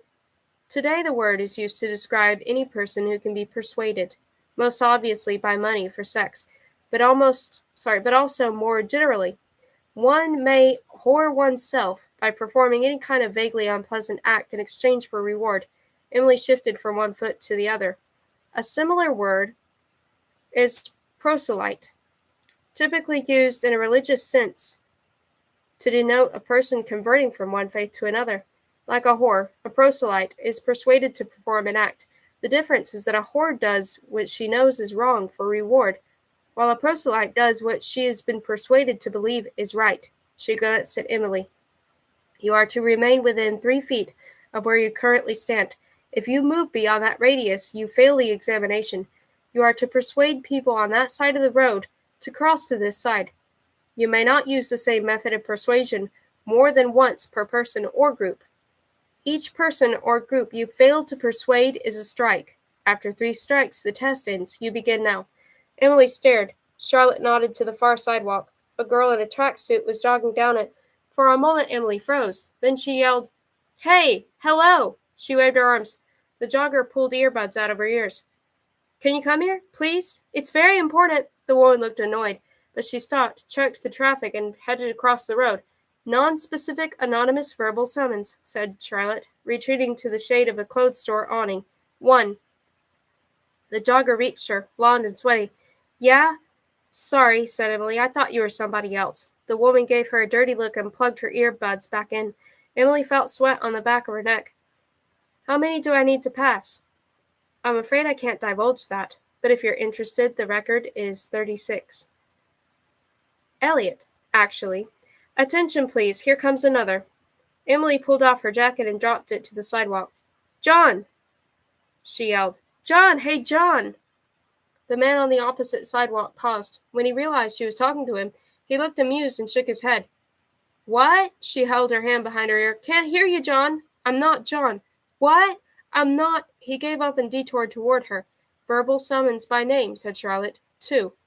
3 women climbed out of a car, talking and laughing. "Hey, free outfits," Emily said. "First 3 customers." Their heads turned. Emily pointed at the clothes store. "Up to $200 per customer. Verbal promise of material reward by proxy. 3. The man reached her, smiling gently. "I think you've confused me with somebody else." "Oh, yeah." Over his shoulder, a mother holding the hand of a young boy headed for the grocer. "Sorry about that." Ma'am, I need to talk to you about your son." The woman glanced at her, then away. "Ma'am, there is something wrong with your son." "Did you say free outfits?" one of the trio asked her. She had a stud in her nose and outrageous mascara. "Ma'am," Emily yelled at the mother, "there is a real serious problem with your son. I'm not joking." The mother turned in to the grocer. Emily could read tension in her neck. She'd heard but chosen to ignore her. She looked at Charlotte. "That's only 1 strike, right? Because they were together?" "Correct. 1 strike." "I don't see any signs," said the mascara woman. "Do we just go in, or—" "Yeah, go in." The middle-aged man was leaving, looking disappointed. She guessed he wanted to be John. But coming down the far sidewalk was a gaggle of college-age boys in baggy pants and muscle shirts. She opened her mouth, almost reused a method, then dropped to one knee. "Ow! Crap! Ow!" The boys' heads turned. She pretended to try to rise. "Crap! Help!" At 8:30 she removed her t-shirt. Beneath it she had a plain bra. She hesitated, then unhooked it. Her skin puckered. She waved to a group of boys gaping across the street. They looked at each other, laughed, and came within 2 feet of being cleaned up by a sedan on their way over. Emily glanced at Charlotte. "This is allowed, right? Nonverbal sexual invitation, 19. She thought she heard a tone. "Are you disappointed?" "Actually," said Charlotte, "I'm surprised you waited this long." "Check it," snickered one of the boys. They clustered 10 feet away at the edge of the street, as if afraid to come any closer. "Hey," she said, "do me a favor. Go to that corner and don't let anyone past you. Make everyone come over here." "What for?" said one. Another said, "I want to stay and look at your titties." This cracked them up for a while. They were pretty young. "I'll make it worth your while." There was a man coming, a big guy with a shaved head and a black undershirt. "Real nice, personal." She didn't know what she was saying. The boys headed across the street. She pulled her t-shirt back on to avoid breaking the rule about reusing a technique. Charlotte said, "I hope you're aware that should your proxies redirect multiple groups, that will count as a duplicate method of persuasion, and therefore a strike." "Oh, crap!" The boys were talking animatedly to the shaved head man, pointing at her. Behind them, a small group of elderly women approached. "Crap! 20. said Charlotte, as the man with the shaved head crossed the street. Persuasion by proxy. That's enough, she yelled at the boys. Go away now. But they were focused on the old woman. You Dees? The man with the shaved head reached her. His face was guarded. She had no idea what the boys had told him. Her bra was lying on the concrete. She noticed she had forgotten it. You okay? They attacked me. She picked up her bra and clutched it to her chest. Those boys! While the man with the shaved head was beating up the boys, she got her bra back on. She pulled her hair free of the back of her t-shirt. The old woman had backed up to the far corner and were waiting for the lights to cross. The sidewalk was otherwise empty. She had a minute. Charlotte said, Diversion by physical threat. 21. OMG, she yelled, because a pair of middle-aged women were coming now. It's Demi Moore! The women stopped. Emily pointed at Charlotte. Can I have your autograph? Charlotte's lips twitched. There is a similarity, Emily said. Attraction by feigned celebrity, I suppose. 22. What's a pass again? Charlotte's sunglasses regarded her. 5. 5, Emily echoed. She felt good. A teenage girl in big headphones rounded the corner, heading down the sidewalk. Emily had no idea what she was going to say to the little whore, but it was something. She opened her mouth. Know your friends. Question 6 of 10. Are you a cat person or a dog person? Cat. Dog. Next question. Send this questionnaire to your friends. See your friends' results. Like. Know your friends. 5. They left the freeway and passed through a series of snow-sunk towns. Will fell asleep without meaning to and woke from guns and blood and dead girls. There was drool on his chin. In the high beams the road glittered and vanished into night thick as a blanket. Where are we? Safe. Tom peered at the road. Almost. They were slowing. The pickup truck's lights swung across the driveway. Will saw a wire fence and wooden posts and a sign that said, McCormack and Sons stock sales. They came to a stop and pickup gargled. Tom said. What? Do you trust me? Do I trust you? I phrased that badly, Tom said. I mean, I tell you your life depends on doing exactly as I say without hesitation. Can I rely on you to do it? Sure, Will said. Then, because that didn't sound very plausible, added, maybe. That's not really good enough. Maybe leaves you, maybe, alive.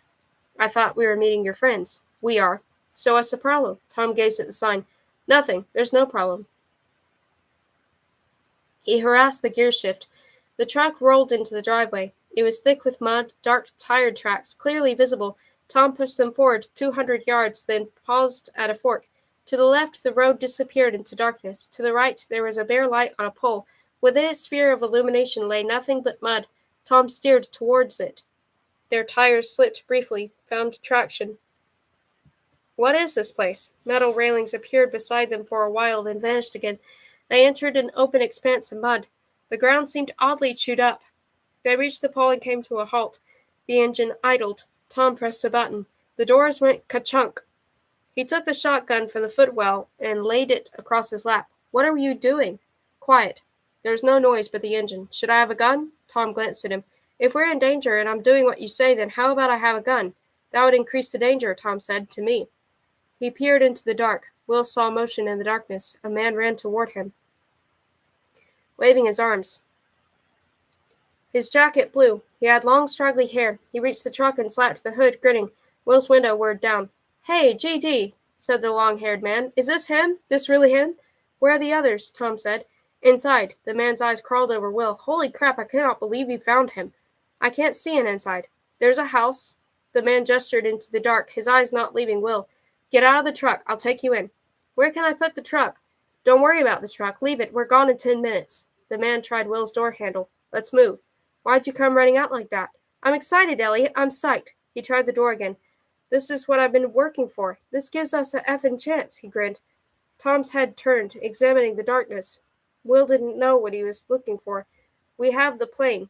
Fueled up, sitting on a strip out back. We've got drugs. We've got a big effing probe. 20 minutes, we're in the air and pulling this guy's head open.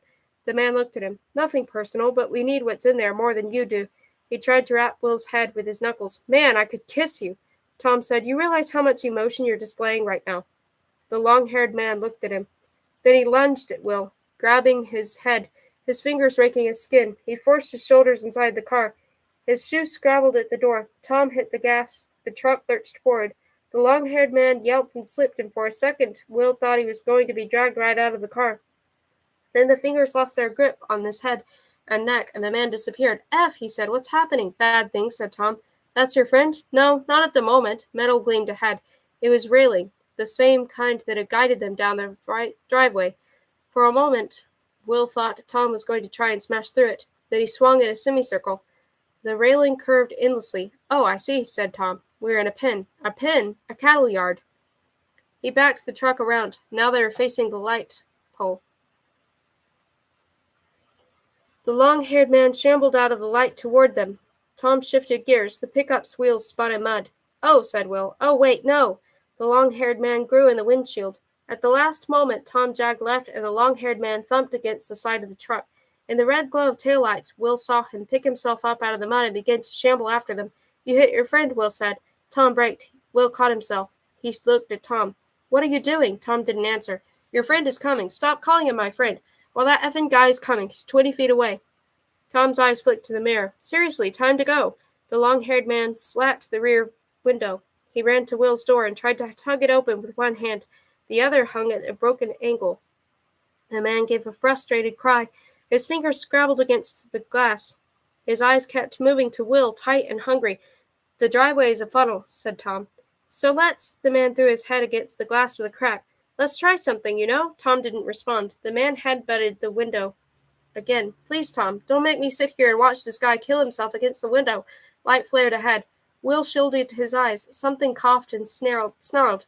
"Aha," said Tom. "What is that?" "Truck." Tom shifted into reverse and threw an elbow over the seat. "Big truck." Ahead, the lights shivered. The snarl rose to a throaty roar. The man with the straggly hair fell to the mud again and rose again. They swung in a half circle, and Tom threw them into a drive. As they bounced away from the driveway, Will saw darkness coalesce into a shape. It was an animal transport as large as a house, a grill like a grin. Smoke belched from twin exhausts above its cabin. As it moved into the pen, light fell across bright red cursive script on its front. "Faithful Bethany." "We have to get out of here." Their headlights bounced off metal railing. "Can we break through that?" "No." Tom hauled the wheel. "How do you know? Maybe we can break— If we could break through." They would have chosen somewhere else. The transport filled the windshield. Tom accelerated toward it. What are you? He threw out his hands. Tom yanked the wheel. The pickup jumped. The transport clipped them, and everything leaned and spun. Then the tires bit. They accelerated toward the driveway and freedom beyond for 10 glorious seconds, and then Tom braked again. Will, who had been straining forward, hit the dash and fell back in his seat. The pickup came to a halt in the driveway mouth. There were lumps in the mud. Big lumps. People, he saw. 3 people sitting. Who are they? He looked at Tom. Poets? No. Why are they just sitting there? A woman had a short black bob. Behind her was a teenage boy, then an older man with white hair. They were looking at the pickup, their faces washed out by its lights, not moving. Light grew within the cabin. Will turned. The transport vehicle had completed a slow turn and was trundling toward them. "You B," Tom said, like he was pointing out the sights. "You murderous GDB." "Tom." "The truck." Tom revved the pickup's engine, but did not shift gear. "The truck, Tom." Tom hauled the wheel. They accelerated alongside the railing, heading back into the pen. They gained speed and passed the transport's churning wheels. The straggly-haired man appeared. Tom jerked the wheel, but they were going too fast, and he bounced off the hood and over the roof. Railing appeared ahead. It looked as if Tom was going to try and crash through it, but Will knew this couldn't be the case because Tom had said that was impossible, and then he realized it was and closed his eyes. The world lifted. He became an object, a thing with no control over its motion. The ground revolved and unexpectedly slapped him, and everything went quiet. He swallowed. He blinked. These were things he could do. He tried to move his head, but the gravity was wrong. It was tugging him sideways. He went to rub his eyes and missed. A lot was wrong with the situation, and he wasn't sure where to start. "Gug," said Tom. Tom was leaning over the steering wheel. He must be having some problems with gravity, too, because he was above Will's head. Maybe that was why he was hanging on to the wheel. Lights moved across the dash. Not good lights, Will recalled. He fumbled at his seatbelt, got it, and fell against his door. The window was painted white. It took him a moment before he identified it as snow. Snow on the ground. The pickup was lying on its side. He tried the handle just in case, but the ground didn't move. "We have to go." Tom wasn't holding on to the steering wheel, he realized. The wheel had come out of the dash and was holding Tom. "Are you okay? What do I do?" "Gug." He got a foot on the dash and strained past Tom for the driver's side door. When he did this, his shoulder collected Tom's face and his knee went into Tom's ribs and Tom groaned. But he got his arms out of the truck and levered his body into the freezing night air. The animal transport was completing a turn, its lights sweeping the ground. "Hey, Tom, I'll lift you out." Tom shook his head. "Come on, you need to get out of here." Tom's light splashed him. He looked up. Silhouetted before the transport was a shambling figure, the man. His arms hung, one leg dragged. He reached a torn place where they had made in the cattle yard's railing and began a painful climb through. "That guy is coming." "Gug." Tom's head bobbed toward the footwell. Will saw the butt of the shotgun. Not Gug, he realized. Gun. "I'm not going to shoot people. Let me help you out." "Gun." The straggly-haired man negotiated the wrecked railing and began to wade through the snow. That would become a lot easier soon, Will saw, because in about 10 feet there was a nice cleared path where the pickup had returned to earth and started sliding. The snow there was red, drenched by the pickup's taillights. "Take it," said Tom. No, the straggly-haired man reached for the rear of the pickup and began to climb. Will heard his shoes scraping against the tailpipe. "I'm not going to murder him." Hands slapped against the tailgate. The man's head appeared. "Crap," Will said, and pulled the shotgun from the door. He raised it to his shoulder and set it there. "Stop, you a-hole." "Shoo him," Tom said. The man's torso flopped onto the side of the pickup's bed. He swung a leg up, and Will saw the jeans were dark with blood, the denim poking out in odd places. The man strained. His leg slipped off the pickup, and he began trying to swing it up again. "Stop effing climbing." "Safety," said Tom. "Button. On side." "I'm Australian. I know how to use a shotgun." He took a hand off the gun, squeezed it into a fist for circulation. "Stop, you mother effer." The man rose on one leg and balanced awkwardly. His face was caked with dirt and blood. He looked intent and focused, and not at all concerned about the gun Will was pointing at him. He began to navigate along the side of the pickup's bed. "F," Will said, and pulled the trigger. The gun boomed. The man fell off the truck. He dropped the shotgun without thinking. "Gee, idiot, fuck." "Good," said Tom. The transport's engine bellowed. Its exhaust hissed. Its wheels began to turn. "Now," said Tom. "Help me, please." Will reached down and grasped Tom's wrists. By the time he got Tom out of the cabin, the transport was close. They jumped into deep, shadowed snow. He began to forge forward. He made it out of the shade of the pickup, and his shadow stretched out before him, long and thin and sharpening at the edges, coalescing into something vulnerable. The ground shook. There was a shriek of metal, and Will thought, "It's through the railing. It's 30 feet away."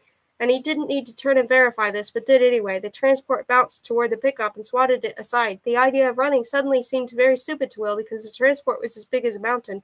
It was going to run him down, no matter what he did. Tom grabbed him by the ear. The transport hit deep snow and threw him up in a wave. Will hadn't factored in the snow. That would slow it. He realized he could survive, or could have, had he thought of this about 10 seconds ago. The truck plowed toward him, fountaining snow. It slowed and stopped. Its tires spun. Will reached out and touched his bull bar. Tom climbed to the grill and raised the shotgun. The driver was a woman, Will saw, early 40s, glasses, kind of bookish. Not the sort of person he would have expected to try to kill him with an animal truck. She looked at Tom with an expression of mild intent and reached for a pistol that lay on the dash. Tom fired through the windshield. Will looked away. In the light, the snow was diamonds, a trillion tiny diamonds. Tom dropped beside him. "Move!" He trudged through the snow. They didn't speak. Beyond the reach of the transport's headlights, the snow grew waist deep. Will's breath steamed. Eventually, he said, "I can't keep going." Tom looked at him. There was something terrible about his face. Tom looked at the cattle yard. Then abruptly he sat. He began to dig shells out of his coat pocket and feed them into the shotgun. Will sat beside him, panting. The transport was perhaps 500 yards away, its lights blazing. He could see the hole in its windshield. Was that Wolf? Tom looked at him. "What? That woman?" "No," Tom said. "Oh. If that was Wolf, I would be weeping hot tears of joy." "Oh. Your hometown, Broken Hill?" "Wolf did that. Not a chemical spill. Wolf. I would be dancing a jig if that was Wolf." "Got it," Will said. "Not Wolf," Tom said. "Not Wolf." They sat in silence. Nothing moved but the wind. "Did you know that woman in the transport?" "Yes." "Why did she try to kill us?" Tom didn't answer. Will shivered. "I'm cold." Tom dropped the shotgun and lunged at him. Will yelped, falling backward. Tom grabbed his shirt, pulled him out, thrust him back in the snow, pulled him up again, and shoved him down. "What?" Will gasped. Tom grabbed a handful of snow and mashed it into Will's mouth. "You're cold?" Tom said. "You're cold?" He released Will. By the time Will sat up, Tom had resumed his position and was facing the distant truck. Will brushed snow from his face. I'm sorry. You need to be better than this, Tom said. You need to be worth it. Will folded his hands beneath his armpits and looked at the sky. So far, you're not worth crap. Okay, look, I didn't ask to be kidnapped. Saved is another way of putting it. I didn't ask to be saved. Go, then. I'm not saying I want to go. Leave, see how long you last. I'm not saying that. You useless F, said Tom. I did shoot a guy. I mean, not to overstate my contribution, but I did just effing shoot a guy, Tom exhaled. And I pulled you out of the pickup. A deep, mumbling cold sunk into his body. He opened his mouth and gave his jaw muscle something to do. You don't run over those people. Tom looked at him. We could have gotten away. You just had to run over them. Yeah, Tom said. Why didn't you? Tom didn't answer. You shot that woman, Bronte. What? Her name was Bronte. As in Charlotte Bronte, a poet? I thought they were poets. Tom didn't reply. Okay, Will said. I get it. That guy called you Eliot. You're Tom Eliot, right? T.S. Eliot, you're a poet? Tom sighed. Was. You were a poet. What are you now? I'm not sure, Tom said. Ex-poet, I guess. Why did your friends turn bad? They were compromised. What does that mean? Wolf got to them. What does it mean? She's very persuasive. Persuasive? She's persuasive? I told you poets are good with words. Tom stood. Snow fell from his coat. Time to go. You're telling me Wolf persuaded them to try to murder us? As in, she said, hey, how about you trap your buddy Tom Eliot in a cattle yard and try to run him down with a truck? And they did it because she's persuasive? I said very persuasive. Get up. There was nothing but snow in every direction. Where are we going? I had a thought, said Tom. Maybe the plane really is here. They trudged through the blackness and snow until Will could no longer feel anything. His nerves retreated somewhere deep inside, where there was still warmth. His nose was a memory. He had not only never been this cold, he had not understood this degree of cold was possible. He began to hope poets found them, because whatever happened, at least it would be warm. He stumbled. Aha, said Tom. Runway. Will couldn't see him. Let's try this way. After a few minutes, the stars began to vanish. There were noises. Tom took his arm and he found steps. At the top of those, the air was different. Warmer. Warmer. Sit, said Tom. Don't do anything. He sank to the floor, wrapped his arms around his legs, and pressed his face into his arms. Tom was banging around somewhere up front, flicking switches. After a while, Will began to feel alive. He raised his head. A yellow glow emanated from what he assumed was the cockpit. He massaged his feet. Could you get frostbite that quickly? Because he felt like he had frostbite, he decided to walk around to save his feet. The cockpit was a cramped nest of instruments, a single seat surrounded by dark panels. Tom was buckled in. You can fly this? Will said. It's not brain surgery. You can't even see where you're going. It's pitch black out there. I will assume they were currently pointed in the right direction, Tom said. And drive straight? Will said. Tom ran his thumb across the dial and finished up on a worn black button. I think we're good to go. You think? It's been a while since I did this. You said it wasn't brain surgery. It isn't, but the penalty for errors is high. Maybe we should think about this. Tom waited. Will thought he was reconsidering. Then he realized Tom was watching something. He followed his gaze, but saw nothing but a night sky. One of the stars was moving. What is that? He said and realized. A helicopter. Yes, go sit down. He depressed the button. Something went click. Was that supposed to happen? Tom didn't answer, but clearly no. Did they sabotage the plane? Do you think they... Will you shut the F up? Tom murmured to himself, poring over the controls. Ahead the star grew. The ground beneath it began to twinkle. A searchlight swept snow. It's getting closer. Get out. I'm just letting you get out of the cockpit. He groped through the darkness until he reached seats. He dropped into one and felt for the belt. Nothing happened for a while. He glanced behind him. He could make out shapes back there, something in the seats. He couldn't sit still, so he got up and made his way toward them. He found a metal suitcase on one seat, gleaming faintly in the gloom. He slid his hands around it and found clasps. He couldn't see, so he explored with his fingers. Something clinked. He felt fabric. He discovered something tubular and tried to pull it, but it wouldn't come. He pulled the case out of the seat and took it toward the front of the plane. When he was close enough to see, he peered into the case. Some of the equipment he didn't recognize. Some he did. Syringes, drill bits, in the center, its blade sheathed in plastic, lay a scalpel. When he entered the cockpit, Tom was lying on his back, buried up to his elbows in the underside of the instrument panel. Will held out the scalpel. What is this? Not now, Will. Look at this. Tom's head appeared. His expression did not change. He disappeared beneath the panel again. What were you going to do to me? He had to raise his voice over the rising thrumming of the chopper. "That guy said you were going to pull my head open. That's what he said, pull my head open. And I'm starting to wonder, Tom, whether that was an expression." "Will you F off? Were you going to kill me?" "I'll kill you now if you don't get out of here." Will moved forward with the scalpel. He wasn't going to stab Tom. He just wanted to be taken seriously. But Tom's hand flashed out and grabbed Will's wrist and twisted the scalpel from it. He tossed the scalpel into the back of the plane, looked at Will condescendingly, and climbed into the pilot's seat. Will said, "You owe me an answer." "We were going to do whatever was necessary." Tom flicked a row of switches. "If we could get the word that destroyed Broken Hill from you without requiring us to crack open your head, terrific. We'd go that way. If not, the other. It's better than what the other side wants for you." "It doesn't effing sound better." "I know Wolf," Tom said. "I've known her since she was a 16-year-old girl. Trust me. This is better. Sit the F down." Light burst in the windshield. Will raised his arm. The searchlight had found a plane. Beneath its gaze, the runway looked like black glass. The thrumming overhead was like thunder. "Well, now I can see." Tom thumbed the black button. The engines thumped. A low whine of power began to build. Something above Will's head went thwack, thwack, thwack. The plane began to trundle forward. "They're shooting at us. Are they shooting at us?" "Yes." They bumped forward, gaining speed. "You know there's a chopper up there." "I know." "So even if we get off the ground, how are we going to get away from the chopper?" The plane's momentum pressed at him. He seized the back of Tom's chair. He was going to regret not sitting down, but he wasn't leaving. "How do we get away from the chopper, Tom?" "Planes are faster than choppers." Tom pulled on the yoke. They lifted off.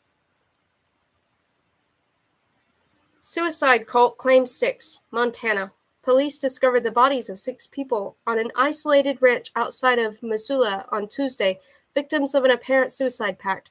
The dead included the owner of the ranch, well-known local herder Cole McCormick, 46, and his wife Maureen McCormick, 44. Cole McCormick ran unsuccessfully for local office last November. No further details were available. Okay, before I go further, I should actually stop for a while. So I'll read more later. But thank you for listening so far. I'm sorry I got nervous or stressed. Usually I try my hardest to stay censoring words, and a word I did not mean to say came out. I didn't intend for that. Usually when I see words, I just end up saying like F or B or something, but I don't actually say the word. Or D. But I did accidentally say it. This book is, it is like often with Max Berry books, they're loaded with foul language, but I try to censor it out as best I can. And this one's, I feel like, a lot more of a serious book as compared to some of his others. It still has some satire to it, but it's a lot more like truly action suspense as compared to some of his other previous works. Anyway, I'll read more later, though. I'm sorry for slipping up. I'll read more later. Goodbye for now. And thank you for listening.